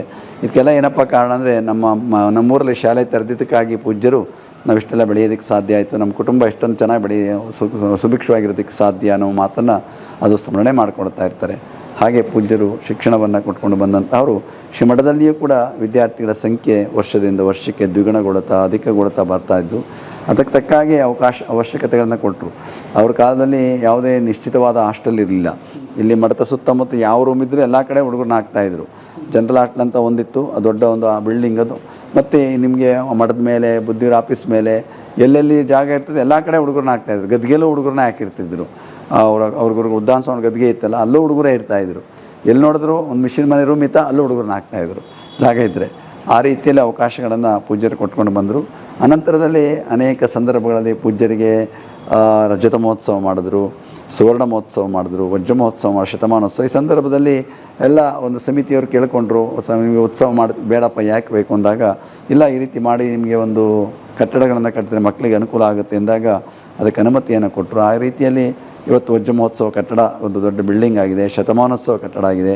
ಆ ಸಂದರ್ಭದಲ್ಲಿ ಪ್ರಸಾದ ನಿಲಯ, ಇವತ್ತು ವಿದ್ಯಾರ್ಥಿಗಳು ಅಷ್ಟು ಜನ ಊಟ ಮಾಡಬೇಕಾದ್ರೆ ಆಗ್ತಾನೇ ಇಲ್ಲ, ಜಾಗನೇ ಸಾಲ್ತಿರಲಿಲ್ಲ. ಒಟ್ಟಿಗೆ ಮಾಡೋದಕ್ಕೆ ದೊಡ್ಡ ಒಂದು ಪ್ರಸಾದ ನಿಲಯವು ನಿರ್ಮಾಣ ಆಯಿತು ಆ ಕಾಲದಲ್ಲಿ. ಪೂಜ್ಯರ ಒಂದು ವಜ್ರ ಮಹೋತ್ಸವದ ಸಂದರ್ಭದಲ್ಲಿ ಅವರೆಲ್ಲ ಸಮಿತಿಯವರು ಭಾಳ ಶ್ರಮಪಟ್ಟು ಪೂಜ್ಯರ ಆದೇಶದಂತೆ ಅವೆಲ್ಲವನ್ನು ನಿರ್ವಹಿಸಿದ್ದಾರೆ. ಇವತ್ತು ವಿದ್ಯಾರ್ಥಿಗಳ ಸಂಖ್ಯೆ ವರ್ಷದಿಂದ ವರ್ಷಕ್ಕೆ ಹೆಚ್ಚಿಕೊಂಡು ಬರ್ತಾನೆ ಇದೆ. ಈ ವರ್ಷವೂ ಕೂಡ ವಿಶೇಷವಾಗಿ ವಿದ್ಯಾರ್ಥಿಗಳ ಸಂಖ್ಯೆ ಜಾಸ್ತಿ ಬಂದುಬಿಟ್ರು. ಆದರೂ ನಾವು ಕೊಡೋಕ್ಕಾಗಲಿಲ್ಲ ಸಾವಿರಾರು ಮಕ್ಕಳಿಗೆ. ಏಕೆಂದರೆ ವಸತಿ ಜಾಗ ಬೇಕು, ಸೌಲಭ್ಯಗಳು ಕೊಡೋಕ್ಕಾಗಲೇ ಇಲ್ಲ. ಅಷ್ಟು ಇವತ್ತು ವಿದ್ಯಾರ್ಥಿಗಳ ಸಂಖ್ಯೆ ಜಾಸ್ತಿ ಆದರೂ ಕೂಡ ಇರೋದ್ರೊಳಗೆ ವ್ಯವಸ್ಥೆ ಮಾಡಿ ಎಲ್ಲ ಕಡೆ ಅವಕಾಶ ಇದ್ದಷ್ಟು ಕೂಡ ವಿದ್ಯಾರ್ಥಿಗಳಿಗೆ ಕೊಟ್ಟು ಇವತ್ತು ಸುಸೂತ್ರವಾಗಿ ನಡ್ಕೊಂಡು ಹೋಗುವಂಥ ರೀತಿಯಲ್ಲಿ ಇವತ್ತು ಮಠ ನಡ್ಕೊಂಡು ಬರ್ತಾಯಿದೆ. ಭಕ್ತಾದಿಗಳಿಗೆ ಪ್ರಸಾದ ವ್ಯವಸ್ಥೆ ಎಲ್ಲವೂ ಕೂಡ ಏನು ಪೂಜ್ಯರ ಆಶೀರ್ವಾದ ಇತ್ತು, ಅವರ ಕನಸೇನಿತ್ತು, ಅದು ನಿರಂತರವಾಗಿ ನಡ್ಕೊಂಡು ಹೋಗುವಂಥ ಕೆಲಸ ಆಗ್ತಾಯಿದೆ. ವಿದ್ಯಾರ್ಥಿಗಳಿಗೂ ಕೂಡ ಒಂದು ಬದಲಾವಣೆಗಳನ್ನು ಮಾಡಿ ಹೊಸ ವಿಚಾರಗಳನ್ನು ಕೊಡ್ತಾ ಅವರೊಂದು ಶಿಸ್ತು, ಒಂದು ಸೇವಾ ಭಾವನೆ, ದೇಶಭಕ್ತಿ ಮತ್ತು ತಂದೆ ತಾಯಿಗಳ ಬಗ್ಗೆ ಗೌರವ ಇಟ್ಕೊಳ್ಳುವಂಥದ್ದು, ಸಮಾಜದಲ್ಲಿ ಪ್ರೀತಿ ವಿಶ್ವಾಸ ಬದುಕುವಂಥದ್ದು. ಅಷ್ಟೇ ಅಲ್ಲ, ಇಲ್ಲಿರುವ ವಿದ್ಯಾರ್ಥಿಗಳಲ್ಲೇ ಅನೇಕ ಜಾತಿ ವಿಜಾತಿಗಳಿಂದ ಬಂದಿರುವಂಥವ್ರು, ಬೇರೆ ಬೇರೆ ಎಷ್ಟೋ ಒಂದು ಹಿನ್ನೆಲೆಯಿಂದ ಬಂದವರು, ಅವರೆಲ್ಲ ಭ್ರಾತೃತ್ವ ಭಾವನೆ ಬೆಳೆಸ್ಕೊಳ್ಬೇಕು, ಅವರಲ್ಲಿ ಪರಸ್ಪರ ಪ್ರೀತಿ ವಿಶ್ವಾಸ ಬೆಳೆಸ್ಕೊಳ್ಳುವಂಥದ್ದು. ಹೀಗೆ ರೀತಿಯಲ್ಲಿ ಅದು ಮುಂದುವರ್ಕೊಂಡು ಹೋಗ್ತಾ ಇದೆ. ಅದಕ್ಕೆಲ್ಲ ಜನಗಳ ಸಹಕಾರ, ಪೂಜ್ಯರ ಆಶೀರ್ವಾದ ಅವೆಲ್ಲದರಿಂದ ಇದು ಯಥಾವತ್ತಾಗಿ ಅದೇ ರೀತಿ ನಡ್ಕೊಂಡು ಹೋಗ್ತಾ ಇದೆ. ಇವೆಲ್ಲ ನೋಡ್ತಾ ಇದ್ದೀರಿ, ಅದ್ರ ಬಗ್ಗೆ ನಾನು ಹೇಳುವಂಥ ಅಗತ್ಯತೆ ಏನಿಲ್ಲ. ಪೂಜ್ಯರ ಆಶೀರ್ವಾದ ಇದೆ. ಎಲ್ಲರ ಒಂದು ಸಹಕಾರ ಮನೋಭಾವ, ಹಳ್ಳಿಗಳ ಜನಗಳ ಸಹಕಾರ, ಸರ್ಕಾರದ ಸಹಕಾರ ಇವೆಲ್ಲವೂ ಕೂಡ ಜೊತೆಗೂಡಿ ಇವತ್ತು ಅತ್ಯುತ್ತಮವಾಗಿ ನಡೆಸ್ಕೊಂಡು ಹೋಗೋದಕ್ಕೆ ಅವಕಾಶ ಆಗ್ತದೆ. ಕೋಟಿ ಗೊಪ್ಪ ಶರಣ ಸಿದ್ಧಗಂಗೆಯ ಶಿವಕುಮಾರರ ಬರೀ ಅಕ್ಷರಾಭ್ಯಾಸ ಮಾತ್ರ ಅಲ್ಲ, ಅವ್ರಿಗೆ ಶ್ರಮ ಕಲಿಸ್ತೀರಿ, ನೀವು ಶಿಸ್ತು ಕಲಿಸ್ತೀರಿ, ಏಕತೆ. ಇದು ಇಲ್ಲಿ ಒಂದು ಬಹಳ ಹಿಂದಿಂದಲೂ ಕೂಡ ನಡ್ಕೊಂಡು ಬಂದಿದೆ. ನಮ್ಮ ಪರಮ ಪೂಜ್ಯರು ಪ್ರತಿಯೊಂದು ಕೆಲಸ ಮಾಡಿದ್ದಾರೆ. ಅವರು ಕಸ ಗುಡಿಸಿದ್ದಾರೆ, ಕಟ್ಟಡಕ್ಕೆ ಕಲ್ಲು ಕತ್ಕೊಂಡು ಬಂದಿದ್ದಾರೆ, ಅಡುಗೆ ಮಾಡಿದ್ದಾರೆ, ಪಾಠ ಮಾಡಿದ್ದಾರೆ, ಉಳುಮೆ ಮಾಡಿದ್ದಾರೆ, ಅಲ್ಲಿ ವ್ಯವಸಾಯದಲ್ಲಿ ಹೋಗಿ ನೀರು ಗದ್ದೆಗೆ ನೀರೆತ್ತಿದ್ದಾರೆ. ಅದ್ರ ಜೊತೆಗೆ ವಿದ್ಯಾರ್ಥಿಗಳ ಜೊತೆಗೆ ಎಲ್ಲ ಕೆಲಸ ಮಾಡಬೇಕಾಗಿತ್ತು. ಅವಾಗ ಆ ಕಾಲದಲ್ಲಿ ಯಾರೂ ಮಾಡೋಕ್ಕಿರ್ತಿಲ್ಲ, ಎಲ್ಲ ದಿವಸ ಶ್ರಮದಾನ ಅಂತ ಒಂದು ಮಾಡ್ಕೊಂಡು ಬರ್ತಾಯಿದ್ರು. ಇವತ್ತು ಶ್ರಮದಾನ ಮಾಡಬೇಕು, ಮಕ್ಕಳು ಅದು ಕಲಿಬೇಕು ಇವತ್ತು. ಯಾಕೆಂದರೆ ಅವ್ರಿಗೆ ಶ್ರಮದ ಬಗ್ಗೆ ಅವ್ರಿಗೆ ಗೌರವ ಇರಬೇಕು ಯಾವಾಗಲೂ ಕೂಡ. ಅವ್ರವ್ರ ಕೆಲಸ ಅವರೇ ಮಾಡ್ಕೊಬೇಕು. ಮಕ್ಕಳು ಇಲ್ಲಿ ಬರ್ತಾರಲ್ಲ ಮಕ್ಕಳು, ಅವ್ರು ಯಾರು ಮಾಡ್ಕೊಡೋದಿಲ್ಲ. ಅವ್ರಿಗೆ ಅವ್ರ ಬಟ್ಟೆ ಹೊಕ್ಕೊಳ್ಬೇಕು, ಅವ್ರು ಸ್ನಾನ ಮಾಡ್ಕೊಳ್ಬೇಕು, ಅವ್ರ ಊಟ ಅವರೇ ಮಾಡಬೇಕು ಬಂದು. ಆಮೇಲೆ ಇಲ್ಲಿ ಶ್ರಮದಾನ ಮಾಡುವಂಥದ್ದು ಭಾಗವಹಿಸಬೇಕು. ಅವೆಲ್ಲವೂ ಕೂಡ ನಿರಂತರವಾಗಿ ನಿತ್ಯ ನಡ್ಕೊಂಡು ಬರ್ತಾಯಿದೆ. ಈಗ ಒಂದು ನಿಯರ್ಲಿ ಒಂದು 10,000 ಜನ ಮಕ್ಕಳಾಗ್ತಾರೆ, ಎಲ್ಲ ಕಾಲೇಜಿನವ್ರ ಮಕ್ಕಳೆಲ್ಲ ಸೇರಿಕೊಂಡು. ಬಹುತೇಕ ನಾವು ಗಮನಿಸಿದ್ದು ಬಡ ಮಕ್ಕಳು ಅಂದರೆ ಸ್ವಲ್ಪ ಅವಕಾಶ ವಂಚಿತರು, ಕುಟುಂಬಗಳಲ್ಲಿ ಸ್ವಲ್ಪ ಸಮಸ್ಯೆ ಇರೋರು ಬರ್ತಾರೆ. ಅಂದರೆ ನಾವು ಹೇಳೋದು 75 ವರ್ಷದ ಸ್ವತಂತ್ರೋತ್ಸವ ಅಥವಾ ಇಷ್ಟು ವರ್ಷ ಆದ್ರೂ ನಾವು ಆಯಾ ಊರುಗಳಲ್ಲೇ ಶಿಕ್ಷಣ ಕೊಡುವಂಥ ವ್ಯವಸ್ಥೆ ಆಗ್ತಿಲ್ಲ. ಏನಾಗಿದೆ ಅಂದರೆ ಇವತ್ತು ಕೌಟುಂಬಿಕವಾದಂಥ ವ್ಯವಸ್ಥೆಗಳು ತುಂಬ ಶಿಥಿಲವಾಗ್ಬಿಟ್ಟಿದೆ. ನಿಮ್ಮ ಕೌಟುಂಬಿಕ ಜೀವನಗಳನ್ನು ನೋಡಿದಾಗ ತಂದೆ ಇರ್ತಾನೆ, ತಾಯಿ ಇರಲ್ಲ, ತಾಯಿ ಇದ್ದರೆ ತಂದೆ ಬಿಟ್ಟಿರ್ತಾನೆ, ತಾಯಿ ಬಿಟ್ಟಿರ್ತಾರೆ, ಅನಾಥವಾಗಿರ್ತಾರೆ, ಇಲ್ಲ ಒಂದು ಕೆಲಸ ಮಾಡ್ತಿರ್ತಾರೆ. ಈ ಒಂದು ಕುಟುಂಬಗಳು ಜಾಸ್ತಿ ಇವತ್ತು ಕಾಣ್ತಾ ಇದ್ದೀವಿ. ಇವತ್ತು ಬೆಂಗಳೂರಿನಲ್ಲಿ ಏನೋ ಒಂದು ಕೆಲಸಕ್ಕೆ ಬರ್ತಾರೆ, ತಾಯಿ ಇರ್ತಾಳೆ, ಮಕ್ಕಳನ್ನು ಓದಿಸೋಕ್ಕಾಗೋದಿಲ್ಲ, ಜೊತೆಲಿ ಇಟ್ಕೊಂಡೇ ಇರೋಕ್ಕಾಗಲ್ಲ, ಅವರು ಎಲ್ಲೆಲ್ಲೋ ಹೋಗ್ತಿರ್ತಾರೆ, ದಾರಿ ತಪ್ತಾ ಇರ್ತಾರೆ. ಇಂಥವ್ರು ತುಂಬ ಸಂಖ್ಯೆಯಲ್ಲಿ ಜಾಸ್ತಿ ಇರ್ತಾವೆ ಅವೆಲ್ಲ. ಅಂಥವರು ಬರ್ತಾರೆ, ಏನು ಮಾಡೋಕ್ಕಲ್ಲ, ಅವ್ರನ್ನೆಲ್ಲ ತಿದ್ದುವಂಥ ಕೆಲಸ ಮಾಡಲೇಬೇಕೇನೋ ಒಂದು ಸಂಸ್ಥೆಯ ಕೆಲಸ ನಡೀತಾ ಇರುತ್ತೆ. ಒಳ್ಳೆ ಮಕ್ಕಳು ಇರ್ತಾರೆ, ಕೆಟ್ಟವ್ರನ್ನೂ ಒಳ್ಳೆಯವ್ರು ಮಾಡಬೇಕು, ಅದು ಮುಖ್ಯ ನಮಗೆ. ಜೊತೆ ಬರೋಕ್ಕಾಗಲ್ಲ ಅನ್ನಂಗಿಲ್ವಲ್ಲ, ಬಂದಿರ್ತಾರೆ ಅವರು. ಆದಷ್ಟು ನಾವು ಪ್ರಯತ್ನ ಪಡ್ತಾ ಇರ್ತೀವಿ, ಇದ್ದೇ ಇರ್ತದೆ. ಇವತ್ತು ಮಕ್ಕಳು ನೀವೇ ನೋಡ್ತಾ ಇದ್ದೀರಿ, ಎಲ್ಲರೂ ಒಳ್ಳೆ ಮಕ್ಕಳು ಒಂದು 75-80 ಭಾಗ ಮಕ್ಕಳು ಇರ್ತಾರೆ. ಆದರೆ ಕೆಲವರು ಮಕ್ಕಳು ಹಿನ್ನೆಲೆ ವಾತಾವರಣದಲ್ಲಿ ಪರಿಸರದಲ್ಲಿ ಬೆಳೆದಿರುವಂಥ ಪರಿಸರದಲ್ಲಿರುವಂಥವ್ರು ಇರ್ತಾರೆ. ಆ ಮಕ್ಕಳು ಕೂಡ ಒಂದು ಪರಿವರ್ತನೆ ಹೊಂದಬೇಕು ಅನ್ನುವಂಥದ್ದೇ ನಮ್ಮ ಅಪೇಕ್ಷೆ ಇರುವಂಥದ್ದು. ಅದಕ್ಕೆ ಏನೇನು ಕ್ರಮ ಬೇಕೋ ಅದು ತಗೋತಿರ್ತೀರಿ, ಇಲ್ಲಿ ನೋಡ್ತಾ ಇರ್ತೀವಿ, ಹೇಳ್ತಾ ಇರ್ತೀವಿ, ಬದಲಾವಣೆ ಆಗಿಯಪ್ಪ ಅಂತ ಹೇಳ್ತಾ ಇರ್ತೀವಿ. ಈ ಇತ್ತೀಚೆಗೆ ಮೆಡಿಕಲ್ ಕಾಲೇಜ್ ಕೂಡ ಮಾಡಿದ್ರಿ, ಅಂದರೆ ವೈದ್ಯಕೀಯ ಮೆಡಿಕಲ್ ಕಾಲೇಜ್ ಮಾಡಿದೆ ಅಂತ ಅನ್ನೋದು ಪರಮ ಪೂಜ್ಯರಿಗೆ ಒಂದು ಅಪೇಕ್ಷೆ ಇತ್ತು. 50 ವರ್ಷಗಳ ಹಿಂದೆಯೇ ಅವ್ರಿಗೆ ಸುವರ್ಣ ಮಹೋತ್ಸವ ಮಾಡಿದಾಗಲೇ ಒಂದು ಮೆಡಿಕಲ್ ಫೌಂಡೇಶನ್ ಅಂತ ಸ್ಟೋನ್ ಹಾಕಿದ್ರು. ಅವಾಗ ಡಾಕ್ಟರ್ ಸಂಜೀವ್ ರೆಡ್ಡಿ, ನೀಲಂ ಸಂಜೀವ್ ರೆಡ್ಡಿ ಪ್ರೆಸಿಡೆಂಟ್ ಆ ಟೈಮಲ್ಲಿ, ಅವ್ರ ಕೈಲಿ ಮಾಡಿಸಿದ್ರು. ಆದರೆ 2 ಸಾರಿ ಅಪ್ಲಿಕೇಶನ್ ಹಾಕಿದಾಗಲೂ ಸರ್ಕಾರ ಅದಕ್ಕೆ ನಮಗೆ ಮನ್ನಣೆ ಕೊಡಲಿಲ್ಲ. ಜೊತೆಗೆ ಕೋರ್ಟ್ಗೆ ಹೋದರು, ಕೋರ್ಟ್ ಇದನ್ನು ಕನ್ಸಿಡರ್ ಮಾಡಿರಿ ಅಂತಲೂ ಅವ್ರಿಗೆ ಸರ್ಕಾರಕ್ಕೆ ಆದೇಶ ಕೊಟ್ಟು, ಅದು ಯಾಕೋ ಸರ್ಕಾರದವ್ರು ಕೊಡಲಿಲ್ಲ. ಆಗ ಬುದ್ಧಿಯವ್ರಿಗೆ ಒಂದು ಯೋಚನೆ, ಯಾಕಪ್ಪ ಬೇಕು ಅವ್ರು ಕೊಡ್ದಿದ್ಮೇಲೆ ನಾವೇ ಮೇಲೆ ಬಿದ್ದು ಯಾಕೆ ಮಾಡಬೇಕು, ಇಷ್ಟೊಂದು ನಾವು ಕೇಳಿದ್ರು ಇಷ್ಟೆಲ್ಲ ವ್ಯವಸ್ಥೆ ಇದ್ರೂ ಕೊಡಲಿಲ್ಲ ಅಂತ ಬೇಜಾರಾಯ್ತು ಅವ್ರಿಗೆ, ಮನಸ್ಸಿಗೆ ನೋವಾಯ್ತು ಅವ್ರಿಗೆ.